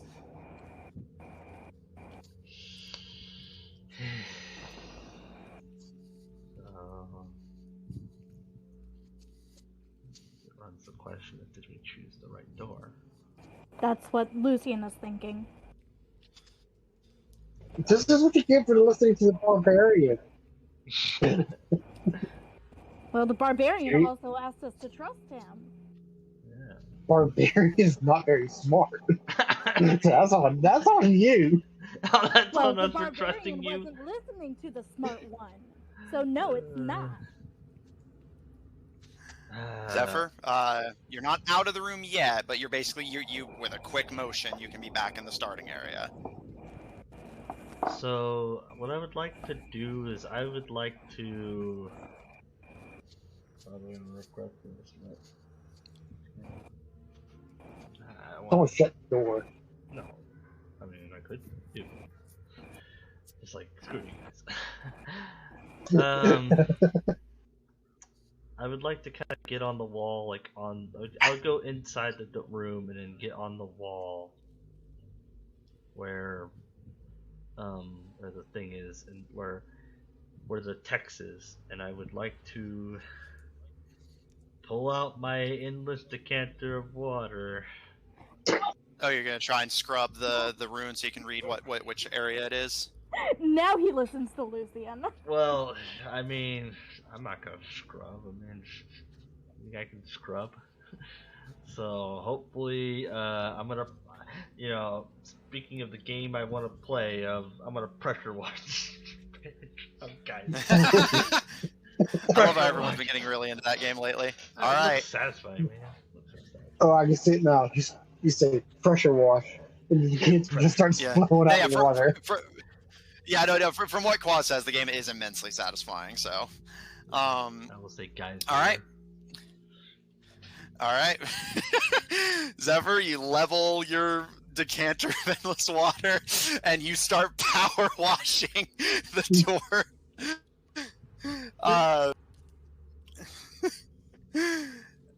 Excess water begins to rapidly pool at the foot of the door and flood into the room itself. Zephyr, you are indeed able to get the dirt and grime off, and you actually have to quickly aim the geyser away and stop it before it starts scrubbing away the actual like paint itself. Alright, sorry about It's a that. little- What did I miss? Zephyr Zephyr is 20 minutes ahead of the group at this point, and then he tried going in the ceiling and the walls. That didn't work, so he went backwards, and you saw a red blur pass over your head since he was on the ceiling at the time. And Zephyr's now outside the room trying to figure out which room this. Basically, he's back at the start, and he's trying to see which room this actually is. And pressure washing the door. Yeah, and pressure washing the door to get the grime that was preventing him from reading it off. Oh, okay. And Zephyr, make So an everybody investigation check. I'll give you exit? advantage. Well, no one, Nope. no one said they left. Lucian suggested that maybe you guys, maybe going forward won't make you any progress, so you guys should just stop and wait. And Kero and Gil all agreed to that plan, so I'm assuming you guys are doing that. But it's only been like 10 minutes since you came to that conclusion, so if Caleb wants to do something different, he can. But yeah, you saw a red blur pass over your head, and it appears that Zephyr's gone back to the start.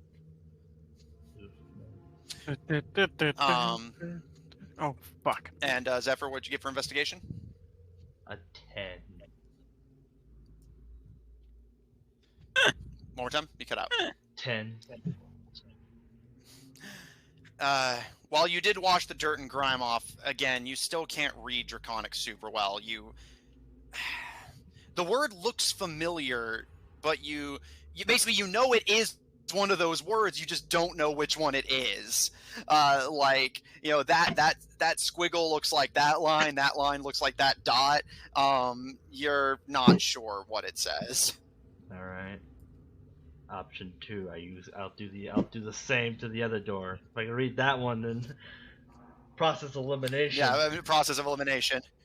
All right. The decanter can go twice, right? Like, oh yeah, it's basically just endless. It's like I can just say it as many times. Okay, just making sure. Okay, just making sure. Maybe another. Geyser.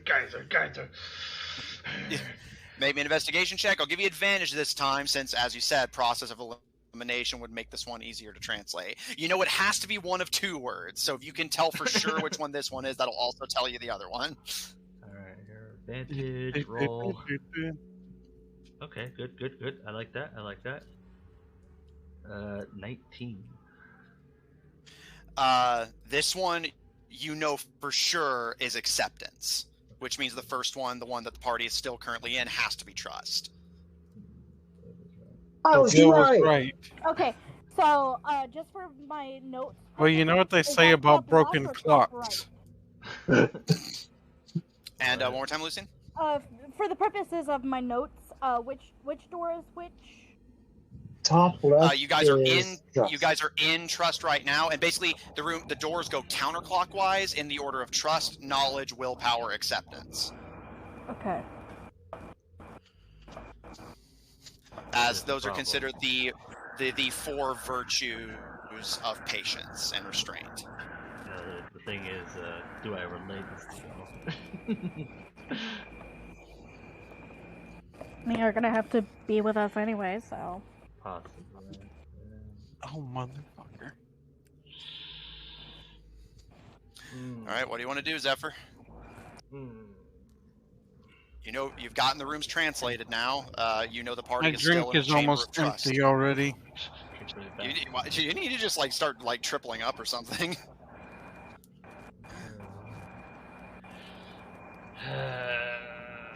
I'm a very thirsty person. Apparently. I get it. Summer, hot day out. Wait, I thought that was the sister. It's also Gil, to be fair. Wait, what? How? I don't get that. Is that you're referring to thirsty or to summer? Okay, now I get it. Now I understand. Yeah, so- Alright, Zephyr, what do you want to do?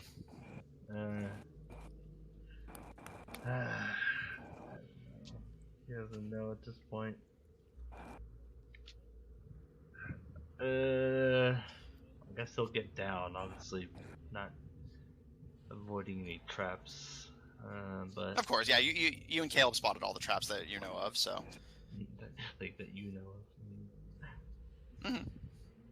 Wait, There's no guarantees in D&D. There's Son only what of the a- DM is kind enough to bestow. I'm probably gonna regret this. I apologize. But you Oh, no. mentioned, well, no, Caleb's told us about the locks, right? Oh yeah, that there's locks on the chains. Yeah, and even if he didn't, they're easy enough to observe. Okay. Could I pick those locks? You can try. Zephyr. I think this defeats Pick the them in whole. order at least. Can you tell what order they're supposed to be in? There doesn't appear to be any clear markings. I guess you can pick to trust. Trust in my bank. I like how mean, he's just slowly been stretching the definition of trust. I know. Like, Yeah, I was gonna say, yeah. No, I think the definition of trust is our episode title. Uh, Alright, what you doing, bud? yeah. I mean, Zephyr wants to. I mean, I'm assuming what. I'm kind of going to the assumption that the thing we need is the hourglass. I'm assuming. But just all this crap. Like, isn't it fucking huge though? I don't- It's pretty big, but it can be turned. Caleb noticed that it has the mechanisms to turn. It's just bolted in place by the chains. Yeah. Well, I mean, like, okay, yes. Like, basically, we need something to do with that. But okay. I guess I will pick the lock with my thieves' tools. All right. Maybe Any we lock in have to, particular? Time ourselves with our doors. Caleb is going to go and see what Zephyr's doing. All right. Mhm. You all watch as Caleb stands up and disappears from view. As Caleb, you enter back into the starting room. Well, You see Zephyr approaching the hourglass in the center and looking at the chains and locks curiously. Once Zephyr do this and he winds up party wiping. and, I already have a backup. I'm gonna stay where I am. I'm just gonna stay there Okay. and wait it Gil out. and Kato, are the two of you going to do anything different? Zephyr and Caleb appear to have both left this room B for the time being. Gil will follow after Caleb Okay. and see what's going on. All right. Lucian and Kato, the two of you watch as Gil, with Raccoon on his back, stand up and disappear from view in a blur. I will sit crisscross applesauce and begin to meditate. All right. Caro, doing anything different?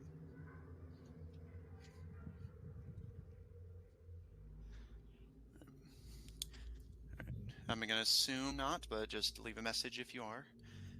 In the meantime, all right, Gil, you with Raccoon in tow exit back into the starting area. Zephyr, you still going to try and pick the locks? I mean, at this very moment, that seems like the best choice of action here. Does it? Yes. Does Caleb notice Zephyr attempting to start to pick the locks? I mean, he's not like hiding it. He's just, going to lock. You probably can hear him, fiddle with it. So yeah, no, you can see Zephyr sit down in front of one of the locks Gonna- and break out his thieves' tools and. Caleb is going to come around and be like, do you think that's wise? Ooh, Well, quick question. oh, Sorry. I was going to say, are the chains pointing towards any of the doors? Is there a chain aligned with each door? Make an No. investigation check. well, do you have a better, option? Well, we have some options that we could try before that. What are those? Well, either we can all leave and see if it resets, which I doubt it will.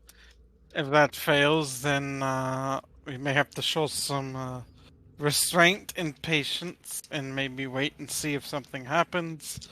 And then after a little bit of waiting, if nothing's happened, then maybe we just need to try and pick the lock.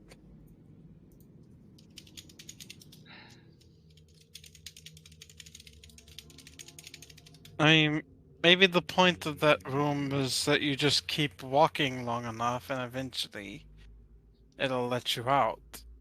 Basically, just doubt keep that. trusting that something is going to happen. I doubt that. Why do you doubt that? Because I was in that room.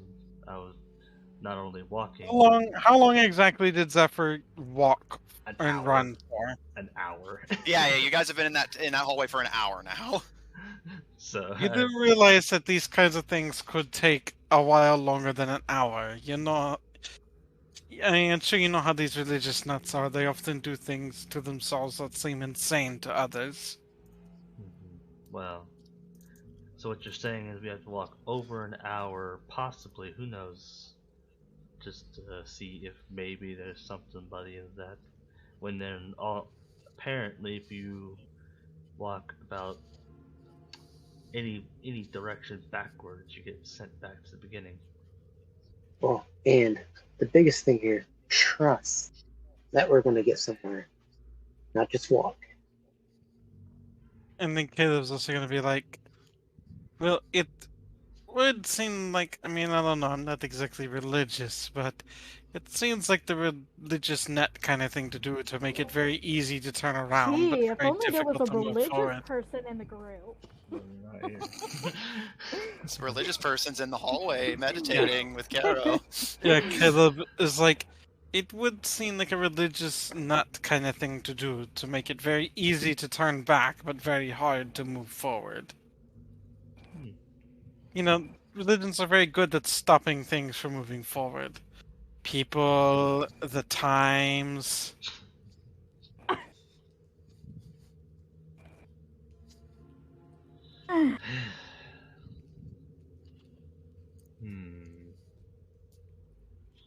Any two people who are of separate religion also have a hard time moving forward.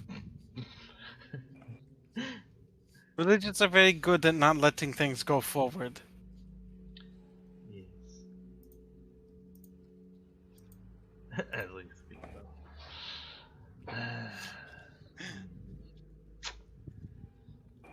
know. Little jab there. Yeah. No little. Like, made abundantly clear what the jab was for. Mm-hmm. um, I ain't stupid. um,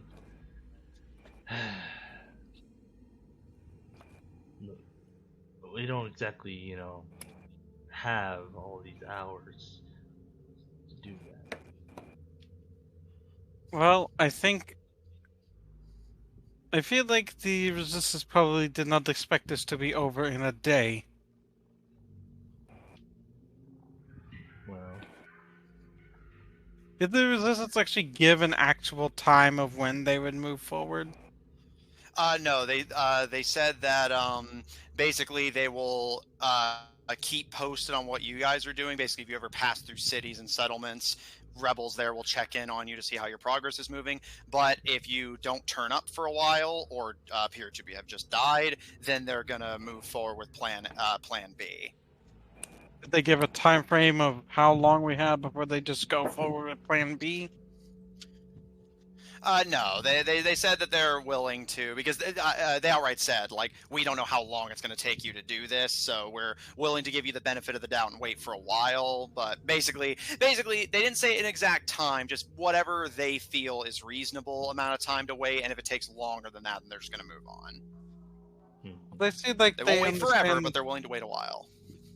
It seems like the rebels know that these things could take a while, so I don't think we're exactly in a rush.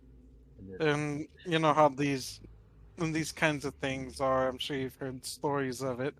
They typically do not do well for being rushed, especially when we're talking about the temple dedicated to, you know, what's the word? patience. No, it's not Or- patience. Restraint. Oh, restraint. Especially a temple dedicated to restraint. I'm sure that this temple is probably full of ways to take a very long time to do things, to weed out the impatient. Well, as far as the rebels, I don't really care much about them. They weren't even a thought to me, to be honest. What they do has, frankly, no concern to me. As far as the patience thing, well, let's just say my patience is running thin. Zephyr, Not you even have 25% of the way through the temple, and he's already getting impatient and running Well, low. it's been like an hour or two, you know. I've had parties spend days in dungeons. Yeah, I mean, but they made progress probably, right? Anyway. going to be like, well, to be honest, Zephyr, you have to have patience to have it running thin. Mm, You don't have patience. well.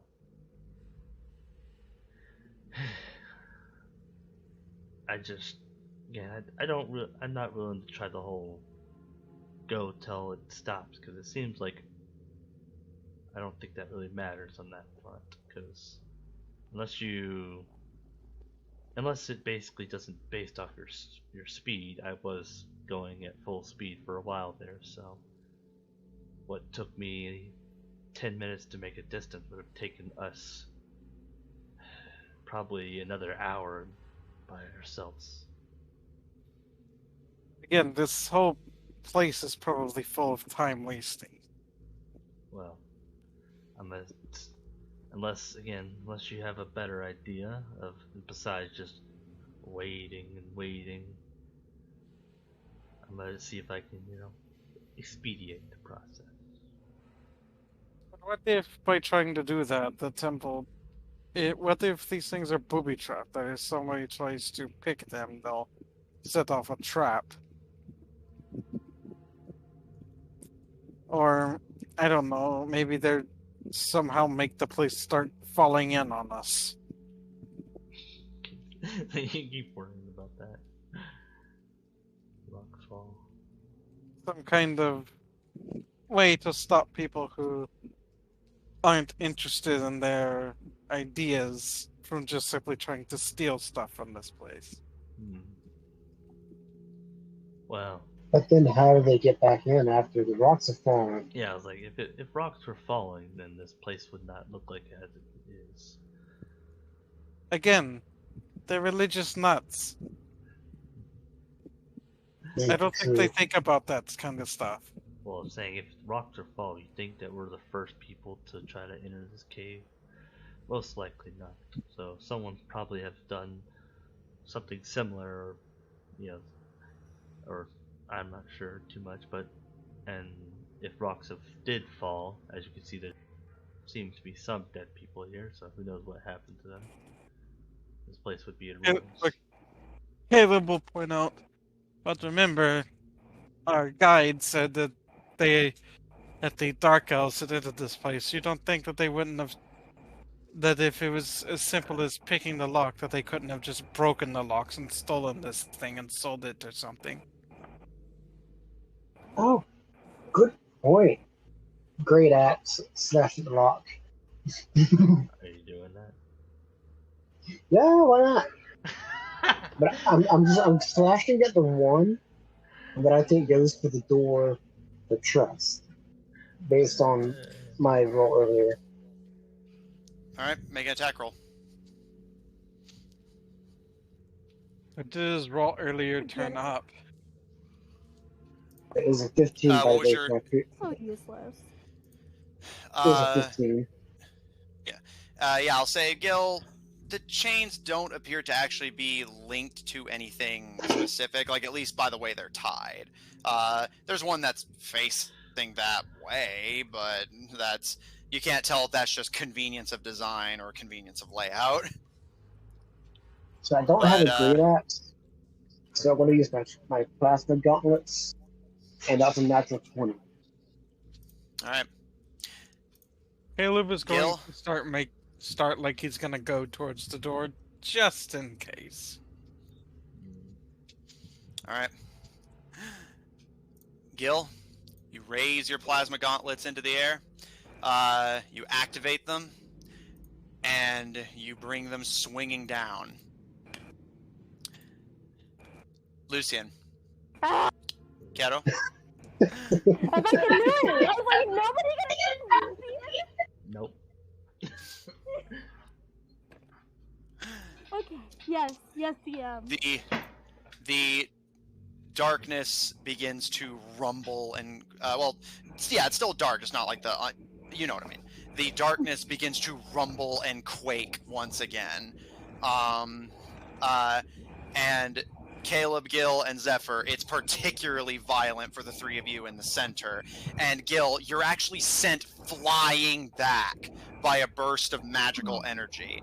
And as you pick yourself up off the floor, Zephyr, Caleb, and Gil, the chain is completely untouched. However, Gil, can you roll me damage? Oh, Is no. he going to take the full damage of his attack? No. Let's see.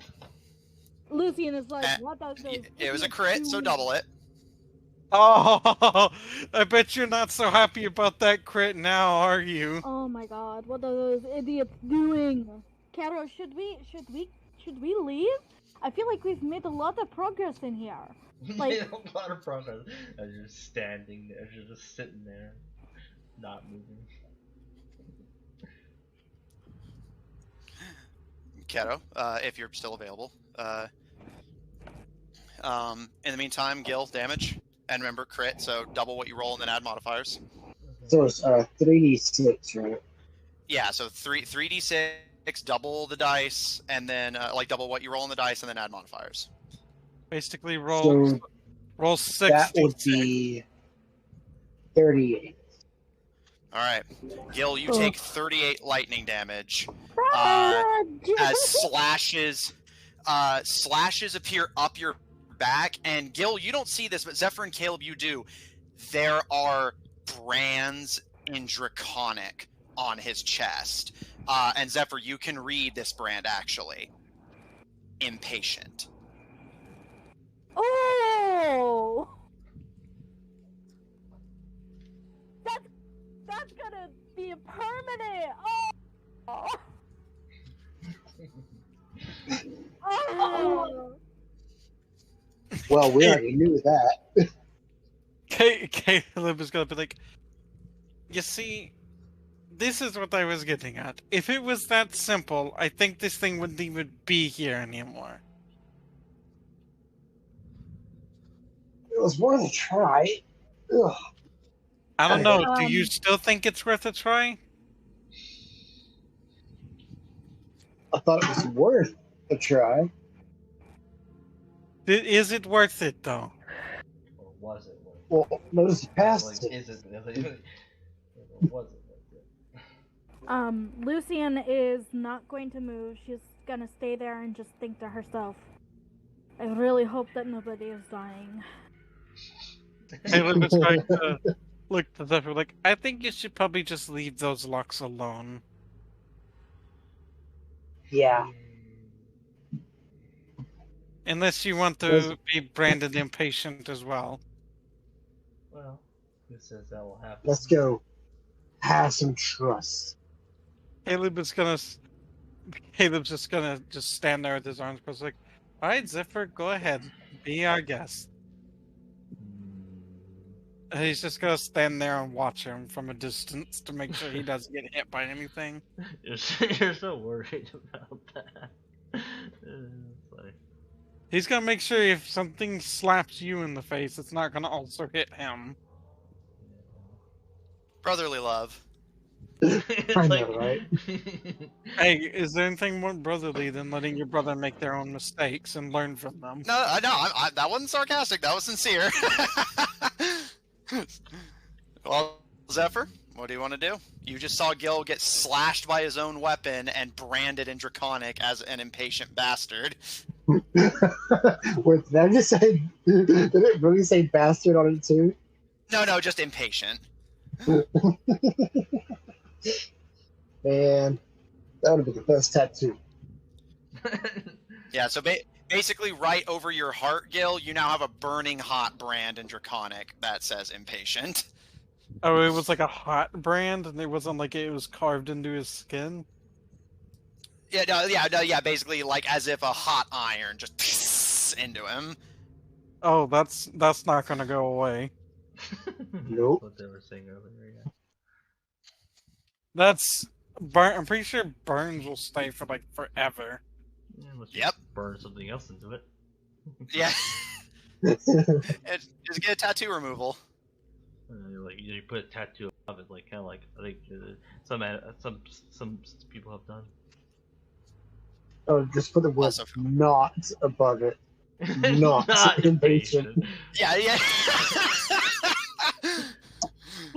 It's the thing is you have to get it in Draconic too, otherwise it wouldn't make any sense.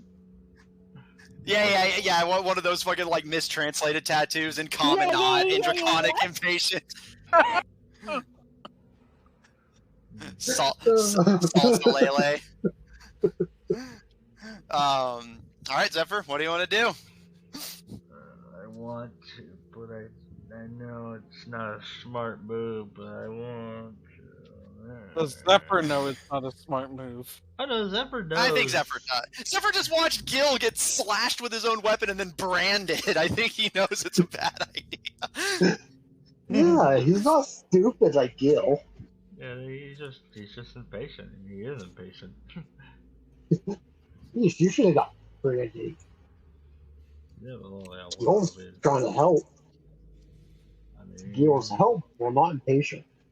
Because technically, I mean, that could. He's kind of thinking this through as just like, it could act differently as I'm picking the lock, not attacking the chains. But, Oh, I attacked the lock, you checked it. not Tim. Well, what we're saying is like, because when you pick a lock, it's basically tricking the lock into thinking the key's been inserted. What you did was just trying to physically damage it, which Lucian already pointed out to the group that this temple has resistances against that. Yeah, that is true. Like, Gil knew that there were resistance spells. On the sunflower. You don't think they would have put it anywhere else? No. Not to mention, Caleb pointed out that if it was, again, he pointed out before you did that, that if it was that easy, the Inquisitors would have Why wouldn't the taken Inquisitors have taken it? It's solid gold. I mean, not to mention, it's probably also blasphemy to them, so they'd probably It just is. destroy it on that grounds alone. Well, Zephyr, gonna have to pick a direction. No, Matthew, he's picking a lock. Yeah. Nice. I'll give you that one. That was good. Did I get inspiration for that one? Maybe. I'll think Maybe. about it. I'll think about it. Now, what if I put the lock? What if I kind of put my bag of holding on top of the lock? Basically put the lock into the bag of holding. I don't know. Do like a portal slice? I don't know. Maybe it wouldn't do anything. Yeah, I don't see that going wrong. Go for it. Nah, I asked my brother for his bag of holding. I'll put the lock in the bag of holding, then put it. My brother do one of those little, just make it possibly makes a black hole. Yeah, just kill everyone. Yeah, make a black hole, kill everyone. Yeah. Alright, man. He'll put his tools down and be like, he'll look at the other doors. Try to think of all the other doors, maybe you could do something, maybe it doesn't have to be in order. Maybe. Caleb is going to return. It's going to return to the trust area and try some ideas. Try some. Okay. Lucian, as you're meditating and Caro kind of paces worriedly, Caleb rejoins you in a blur. Blur of white and Kato, blonde could you hair. sit down with me, please? Qua's not here, so I will say Caro kind of gives a nod and sits. Caleb, hey. I don't mean to sound like rude or anything, but what are you doing back? Gil tried to punch the lock, and it kind of reflected it back at him, and then branded him impatient with branding, like you do on a cow. I am not surprised. And Zephyr was considering picking the lock, but after seeing that, he decided against it. So have you guys decided to actually listen to me? I am going to try some ideas. Be my guest, but I'm going to sit here and wait. I'm going to just walk and see if I walk long enough, something will happen. Maybe I'm thinking that could be possibly the idea behind it, is that you're supposed to not know where you're going and just trust that if you keep walking, you'll get to where you need to be. Okay. And is there an upper limit on how long you're willing to walk? That was Caleb explaining it to Lucian. Okay, with that, when he says that, with keen mind, could I remember exactly how it was phrased? With the whole trust. Like, how exact, like, what was the exact phrasing? Zephyr was not able to translate the whole statement, but trust that your something will be rewarded. So trust that your patience probably will be rewarded. So she's going to say to Caleb, I understand that you and your brother are in whatever hurry that you are, but I really do think that we should just sit here and be patient, because I feel like if you were supposed to sit here, it would just be a dark room with no way out. Sweetheart, it was a dark room. No, it's a dark tunnel. As in, walk forward. Well, I don't know. Does it feel like a room or does it feel like a tunnel? He literally described it as a hallway. Okay. It's just... I hear you, Caleb. I have this feeling inside of me. Would it be like a religion check to feel like well, you can keep sitting here and see if anything happens, and I will keep walking and see if anything happens. Okay. I will sit. But I feel like any movement or any of that will just nullify what I am doing. Or you're nullifying him. The room, so just shut up. Alright, so, Caleb doesn't really have any idea how long it would take, so he's just gonna kind of walk until, I guess, he can't walk anymore or something happens. Until you're tired, basically. Alright, noted. Alright, easy enough to do. Caleb, you start walking. Keto's not here at the moment. Zephyr and Gil in the starting area. What are the two of you doing? Well, I guess I would like to look at the other doors. Okay, you gonna open them or just check them out? First, he's gonna check them out, just kind of like give him a glance over, just like, maybe. Which door does he go to first? I mean, probably just, I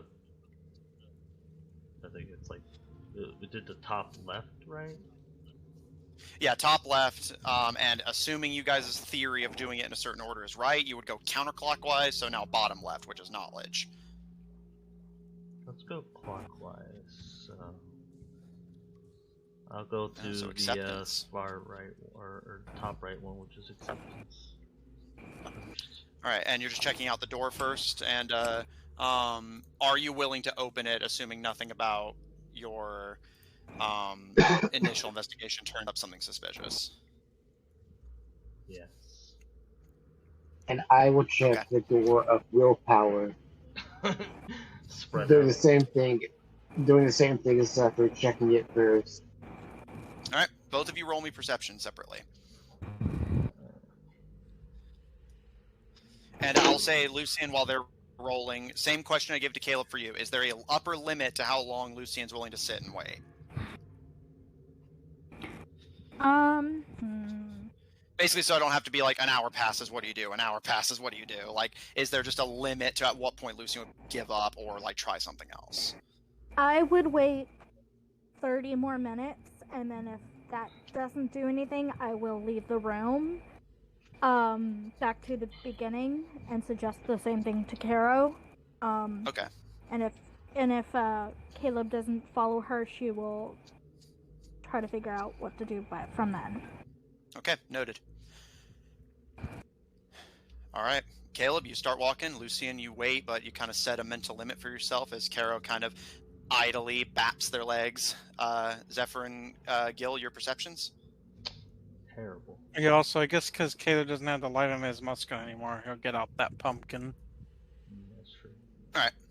Just to make sure nothing fishy happens. Okay. Actually, no. Trust the. You know what? Caleb is going to not take out the pumpkin because this is about the room of trust. Okay. I don't think the pumpkin would work anyways. Oh no, never mind. We got rid of. Well, no, the magical darkness is gone. It would light his way, but he's basically thinking like, okay, if I just let it be dark and keep walking. Yeah. All right. We gotta remove that. Zephyr and Gil, perceptions? 23. Zephyr? 10. Okay. Terrible. Zephyr at the door of acceptance. You do not hear anything. The door itself appears, nice, fancy enough, and has a few bits of hole and rot from the... Basically, the wood itself is rotted and seems like it's only being held together through the stonework and gilded gold filling at this point. Gil at the door of willpower. It's also completely silent.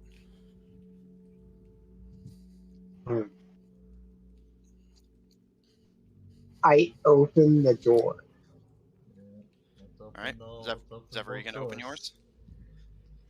Okay. Sure. The doors of willpower and acceptance have been opened. Gil, in the door of willpower, you see stretching before you a small. Whereas the stonework of everywhere else is very fancy and well kept, this place seems very rough. And the ground has that kind of like sandy, gravelly texture. You know that paint that people use on their walls where if you trip and scrape your arm on it, it like rips skin? The floor almost has like a serrated stone texture to it. The walls are very craggly and crumbly. Overall, this place just seems very crummy compared to the rest of the church.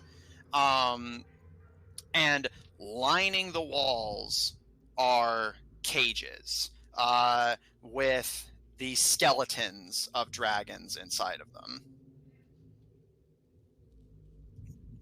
So the room itself appears completely lifeless. So, are there actual dragons in the cages, or skeletons of dragons? There appear to have been dragons, but they are dead now. And Zephyr, your room is also it has the fancy smooth stonework. It doesn't have the rough, craggly texture. What's up? Which one did Zephyr go in, and which one did Gil go into? I went to Gil's going into willpower. Zephyr's going into acceptance. Okay. Zephyr, your room is completely smooth, although it's actually even more ornate than the rest of the church. The walls are lined slightly with some gold trim and like colorful murals. Overall, it's very nice looking, very well maintained. And that thought disturbs you. It's maintained. The rest of the church is dusty and it appears completely uninhabited. This room is immaculate and spotless. And the only thing in the room besides the gold paint is a hunched over humanoid. It does not appear to be skeletal. It is wearing clothes that do not appear to have rotted. But they are completely motionless. as you stand at the threshold of the door of acceptance.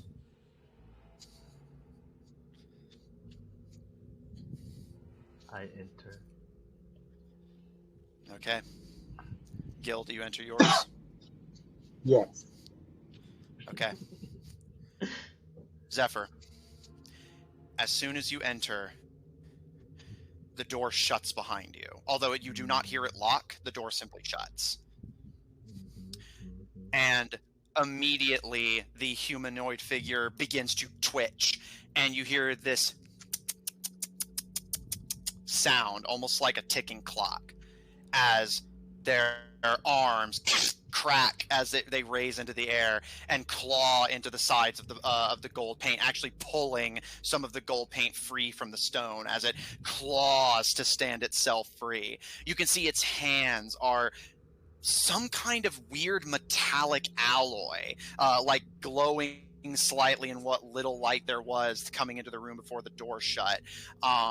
And it's wearing this long leather black coat and hat, but as its head slowly raises up at you, you see an amalgamation of machinery and gears with a single glowing eye of red staring at you. And as it slowly pulls itself up into a standing position, it continues ticking like a clock as it shakes and cracks itself into a standing position and looks around before its glowing single cyclopsian eye settles onto you. And it stares at you for a moment before letting out a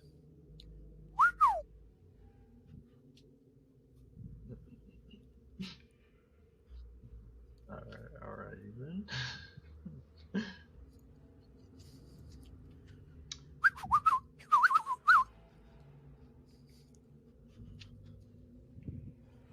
that draconic, or is that just him whistling?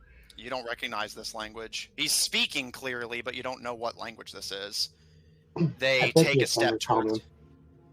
They take a step towards you and give a different whistle this time.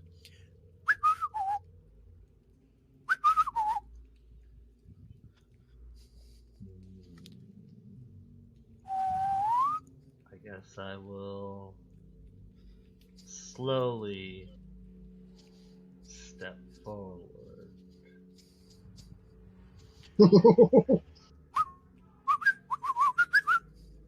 It tilts its head at you.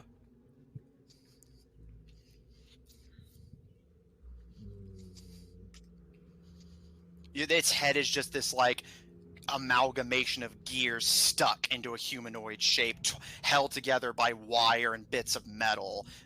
A leather cap over its head, covering up what you can only assume to be more winding gears, as it continues to stare at you.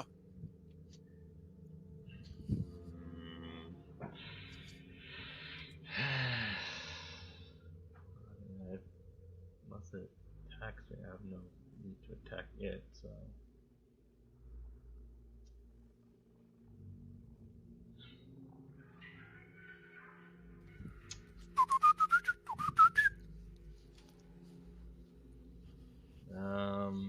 Is it doing anything else besides just whistling or whatever it is it's doing?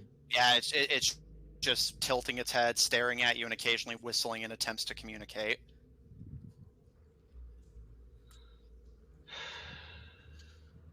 After you stare at it for a moment, it does take a careful step forward and holds out a metallic, skinny hand of wires and metal, and extends it out to you.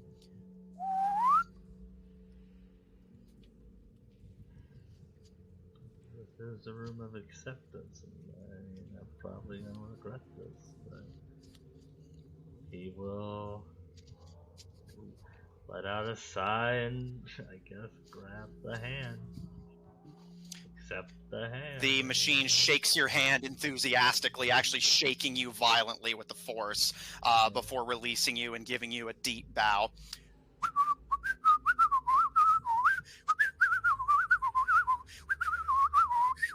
Yeah. Man, those Mets, I know, right?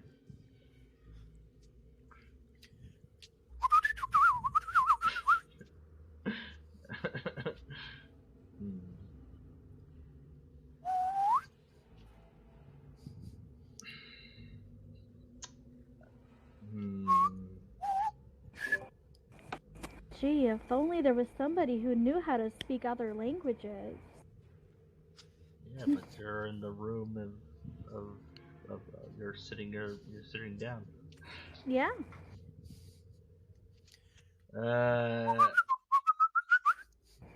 I guess I will.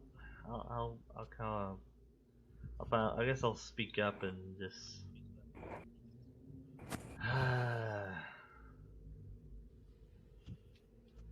Well, I honestly don't know what you're saying, but. Mhm. Uh, but I'm just simply. I'm here looking for something important.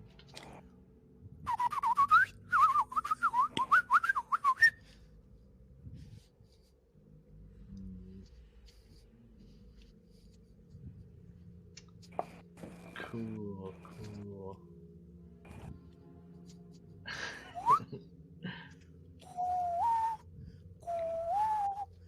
And you notice its whistles are actually attempting to imitate the sound you just made.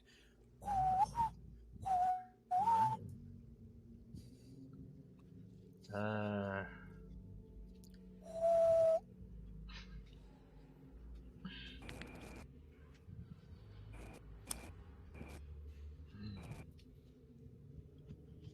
I will ask. Do you happen to know where I can find what I'm looking for?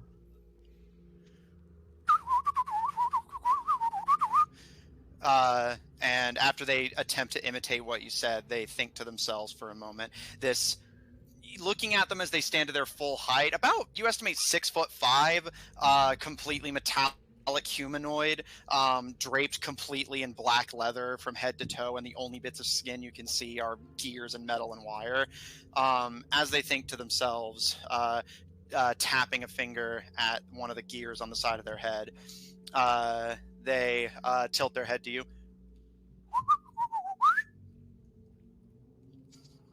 Trying to decipher it based off what he's whistled so far. The creature taps its head in thought and makes a hole with a hole shape in one hand and holds up two fingers and makes a motion like a key unlocking a lock. That sounds like something like that I can use. There's those locks in the back that seem like they need a key.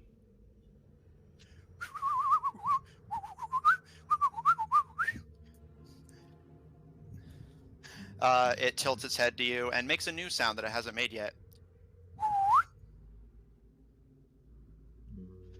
A very specific toned whistle. It seems to be a question of some kind that you can't understand.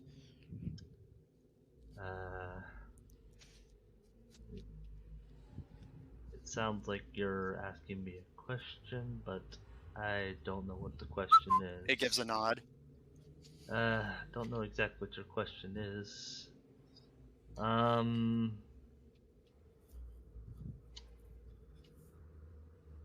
know what?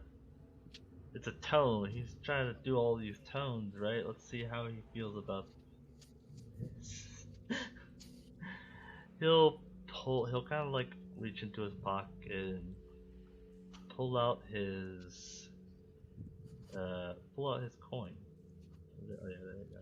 Coin of delving.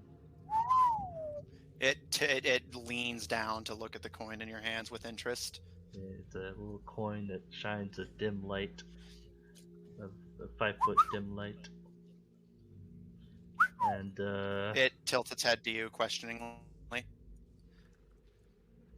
well, hopefully this doesn't bother you, but I figured, something. And he'll flick the coin about 5 or 6 feet, basically away from me, as it will make a melodious ringing sound. Okay. You fling the coin, and lands and makes a melodic ring, and it tilts its head at it and imitating the tone the best it can before kind of stiffly with joints that don't bend properly, stepping over to the coin, reaching down and picking it up, and coming back to you and holding it out.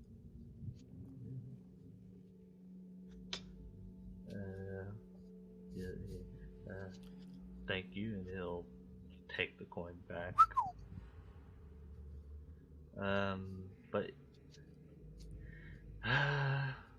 while this meeting was a little nice, a little distraction was helpful, but I am looking for a key for those locks. Do you happen to know where I may find one? It gives a nod. Are you will? No, I guess I should ask. Are you willing to show me where to find one? It tilts its head to you and makes that questioning tone again.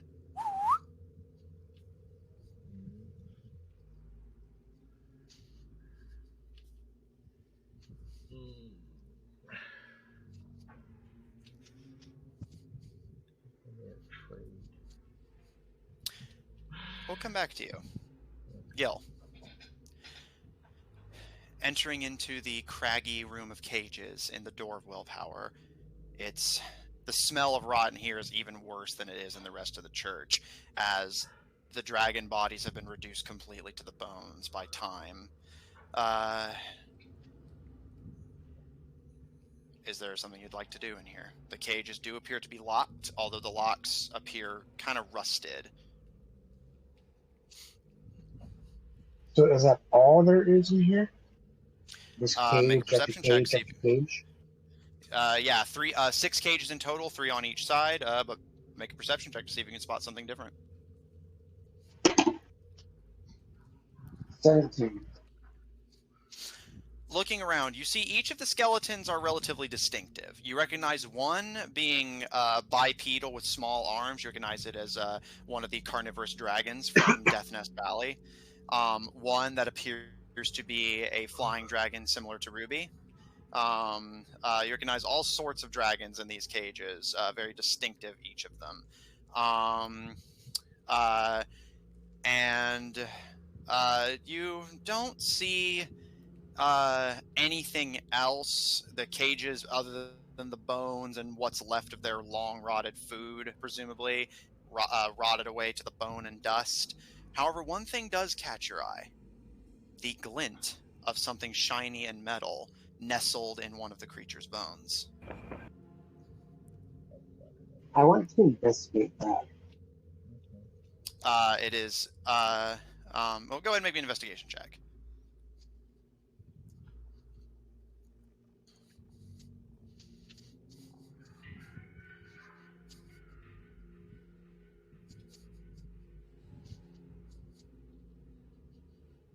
$21.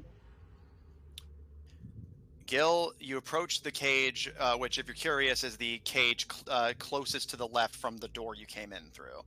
And putting your hands on the rusted bars and leaning in to get a better look, this one appears to be one of the flying dragons, akin to what Ruby is. And nestled in where you estimate the stomach would be of this beast, you see a small silver ball. Easily the size of one of Zephyr's ball bearings, but pure silver.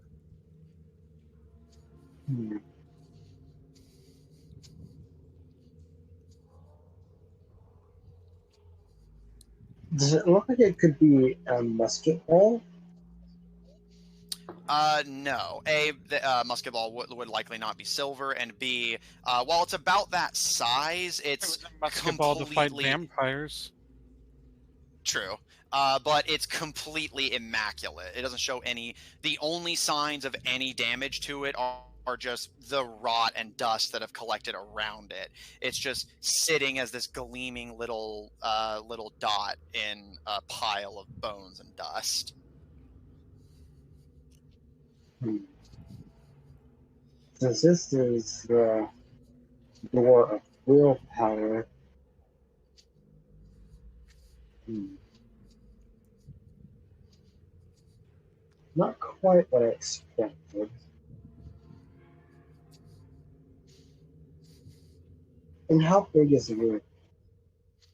The room itself is fairly big, but not huge.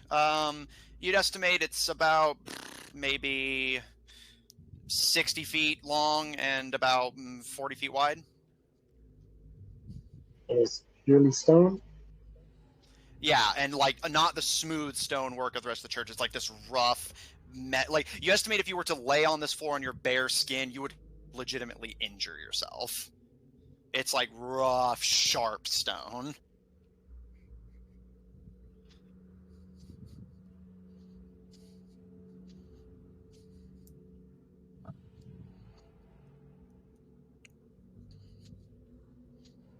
Wow, this is tough. Since it's a real power. It's pretty easy to resist with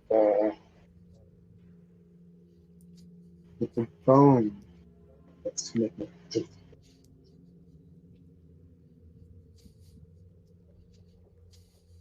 And why do they have no cage? Doesn't make sense. Can I open the cages? There are locks on them, but they appear highly rusted, like corroded by time. Do you want to try and pull this one open? I did. Make a strength check.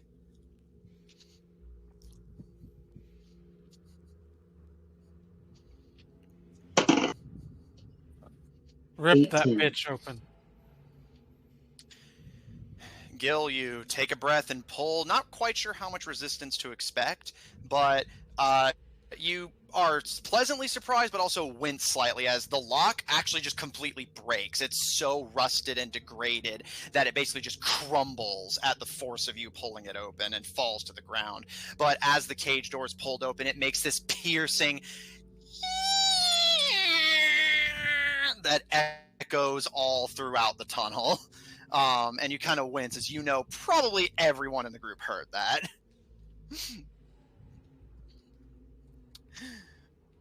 But Okay. the door is open, and other than the loud noise, the temple doesn't rumble this time.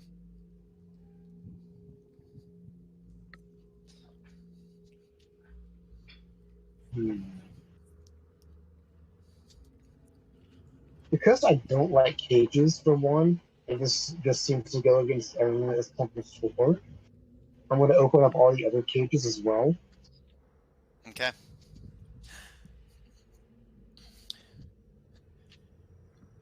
Lucian and Caleb both. By this point, it's been about another half hour. Lucian, you do hear well, both of you hear this, but you both hear the metallic whine of Gil's opening of the rusty cage and the slight melodic gong of Zephyr's coin, but the temple does not shake at either of those motions, so you don't panic. Caleb, I know you said you're willing to just keep going until you can't go no more. But Lucian, it's been about a half hour at this point. What do you want to do? So at this point, Lucian will leave the room, and she'll invite Kara, of course. See if Kara wants Yeah, to which come. unless Qua's back yet, I'll assume Kara follows. As soon as, oh, go on. Go ahead. No, you go ahead. It's you haven't experienced it yourself yet, but as soon as you start stepping backwards, you find yourself back at the door and able to effortlessly walk through. Caro in tow. And as soon as Caro is over the threshold, their pets immediately tackle them delightedly, seeming happy that they're okay. And Lucian, you see that the door of acceptance is closed, and Zephyr is nowhere to be seen, and you can hear more metallic whining of rusty metal from the open door of willpower. My and I guess I will go to the door of knowledge. Party split. Lucian, you approach the door of knowledge and open it. And indeed, the party is split.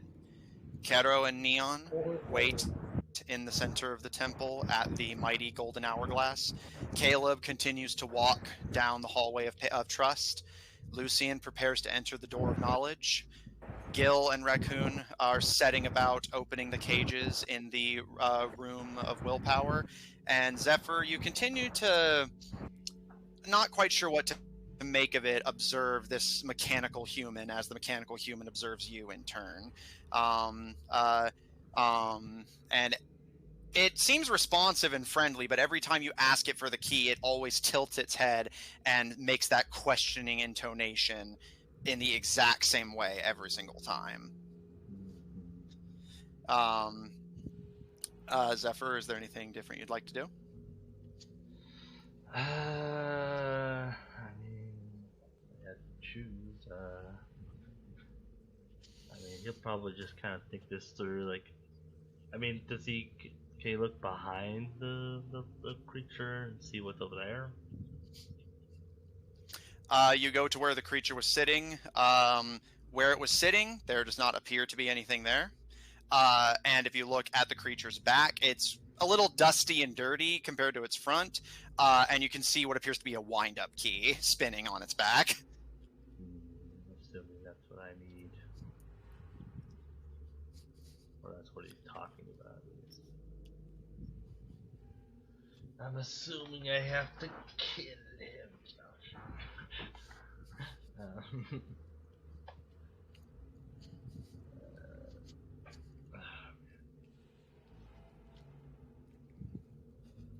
He'll kind of just sit there and like think about like, okay, how should I handle this? How should I obtain, assuming the key's on his back, but don't know if that's the one. At this point, I don't care.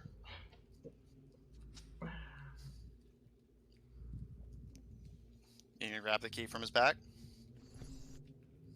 He's waiting for you to do it because he knows something's gonna happen if you try it.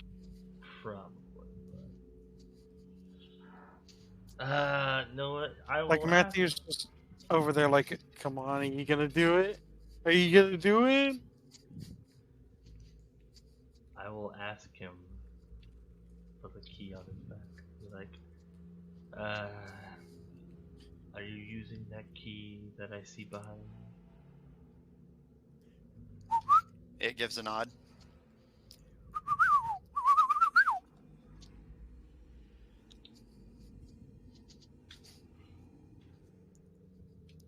Are you willing to give it to me? It shakes its head.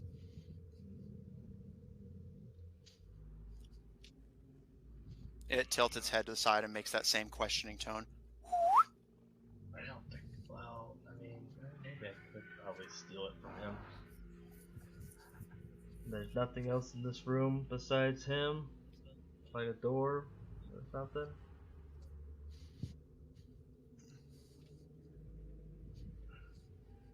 There's nothing I can see. Is there nothing else in the room? Yeah, that is true. It's just gold paint and this robot.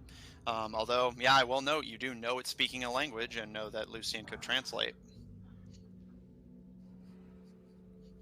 Awesome. And remember, the door didn't lock behind you, it just closed. I know, I remember I didn't hear it lock.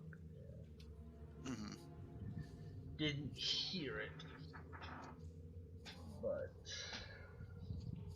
am I willing to do that?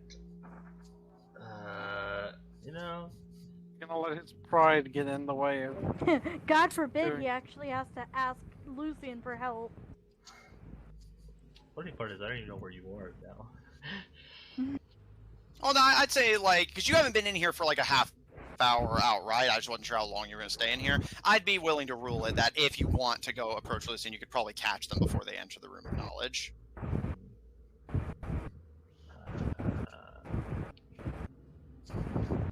I would like to. there's nothing else, then it's probably not going to be the right answer. But here's the thing, I don't care at this point. Or Zephyr doesn't care at this point. Okay. But I would like to What? go invisible. Oh. I would like to pop my little button. Go Okay. invisible for 1 minute. All right. You tap the button on your stealth suit and vanish from view. Does he seem like he notices me? You step to one side, step to the other. He indeed seems to still be able to see you, watching you completely, almost as if you hadn't gone invisible at all. His gaze does not. He doesn't seem suspicious of you. In fact, he doesn't even seem to have reacted to you turning invisible, but he can clearly still see you. Yeah, I'm assuming he has. It either didn't change his vision or he just doesn't care. Well, I had the suspicion that he could still see me, but he doesn't want to give it to me, and I'm assuming that's what I need. There's someone that you can ask who might be able to tell you what he's saying. I get that Yep. you're saying that out of Yeah, like I said, God forbid he has to ask Lucian. I mean, he's not even thinking about the whole language thing at this moment. He's just thinking key. Key go in lock.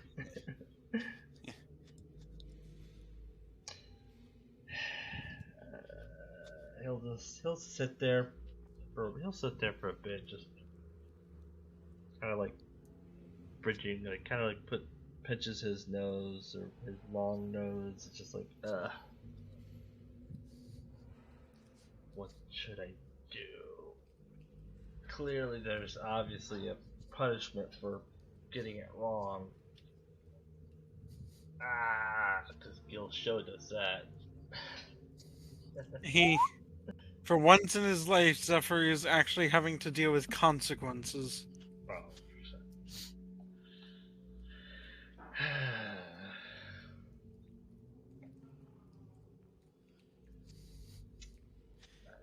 It kind of tilts its head whenever you mention Gil, and makes that questioning tone. It's different than the one it's been repeating, but it's still clearly a question of some kind. Yes, I have others here. We're looking for, I guess you could say the same thing. I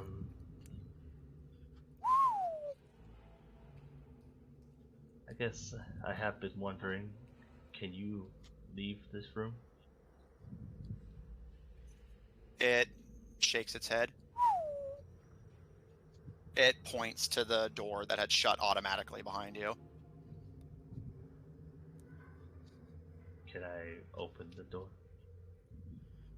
You give it a push and it slides open effortlessly. And I'll look to him. Could you leave now?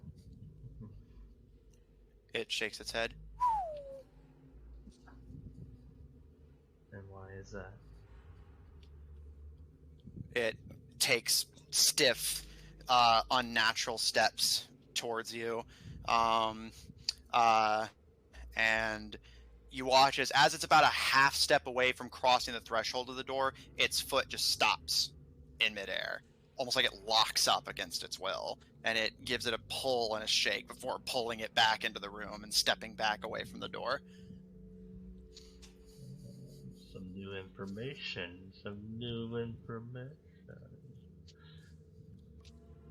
I could use this.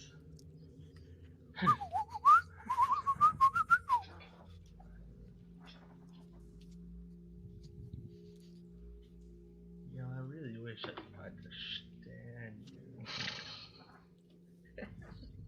Oh, It gives a nod. Zephyr! This is literally killing me. You're making Amanda listen to you, be like, man, Lucian would be so useful here. It's almost like this puzzle was designed with Lucian's presence assumed. Not even saying I'm Lucy, here just feeling like, so fucking useless, and I'm just like, come get me right now. come get me. I want to help. I'm gonna just go Yeah. cry now. What if I pushed it out? Could I estimate how heavy he is? Make me. I'm just gonna call this a general intelligence check. The general intelligence. Yeah. Not very good. 10. You're not sure. You don't know, but you estimate it's made of metal. It's probably going to be made of metal and 5 times your size. It's probably going to be pretty heavy for you, especially because you're not exactly crazy Well, strong. Well, no, I'm not really worried about me carrying it. No. Yeah, you just need to push. You know, push him. But even then, like, basically, is he more than? Probably is, because you mentioned he's made of metal and way bigger. But more like I'm assuming he's more than 200 pounds. Yes. Okay.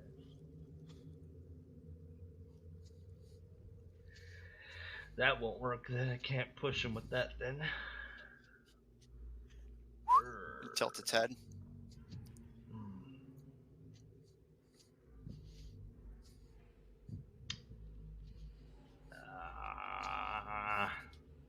No.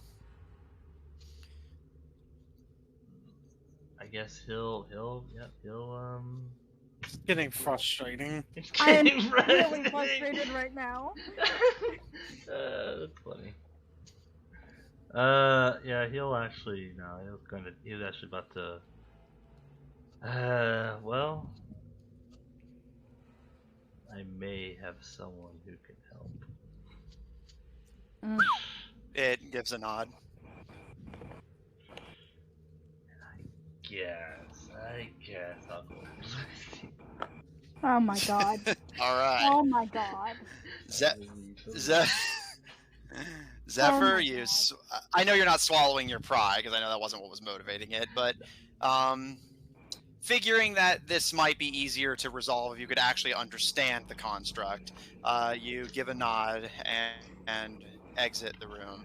The construct watches you go, and you watch as the moment you cross the threshold, the door slams shut again, almost trying to prevent the creature from seeing the outside. And you can no longer hear the ticking of its automaton body. And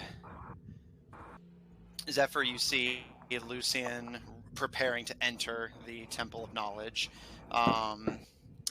Gil and Raccoon pondering over the Room of Willpower. Zephyr ready to enlist Lucian's help in resolving acceptance and possibly Don't do it. knowledge. And Caleb seeing what you can find in the Tunnel of Trust.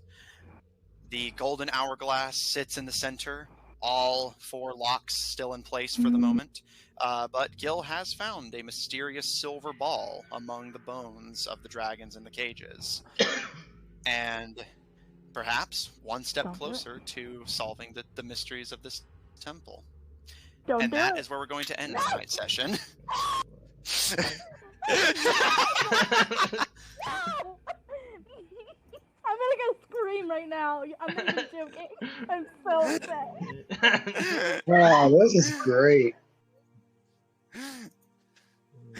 All right. Wow, he I was literally so went excited to get to scream. this. I was so excited to get to this temple. All right. If you want to see more of my DMing, check out twitch.tv/Gramecrackers, GRAMECRACKERZ for my Friday campaign, The Goldshine Investigations at 7 o'clock Central Daylight Time. Check out our website, down for maintenance at the moment, but will be going up sometime in the future, we hope, officiald5hub.info. Check the link that's about to be posted in chat to join our official D5 Discord server if you want to hang out with us directly. And please support our episodes posted on Spotify, Apple Podcasts, Pandora, or wherever you happen to get them from. And for our audio listeners, catch us live on Tuesdays at 9:30 Central Daylight Time at twitch.tv/Odd Tornado Productions. And check out Odd Tornado Productions official on Tumblr to find links to our other works, including our Human Rogues Twitch channel at twitch.tv/Killer5 with a PH. Don't forget it. And I had mentioned this in my in the Goldshine investigations this week, but I will also mention it here. Many of this party will be. We are working on planning on going back to our first D5 campaign and completing that story. Some people will be returning to the table with new characters. Others will be bringing back their old ones. But we will be picking up the story right where we left off, more or less. So if you were not here for that campaign, I highly recommend going back and watching it on the Alternative Productions YouTube channel. There's a whole playlist that will just go through it automatically.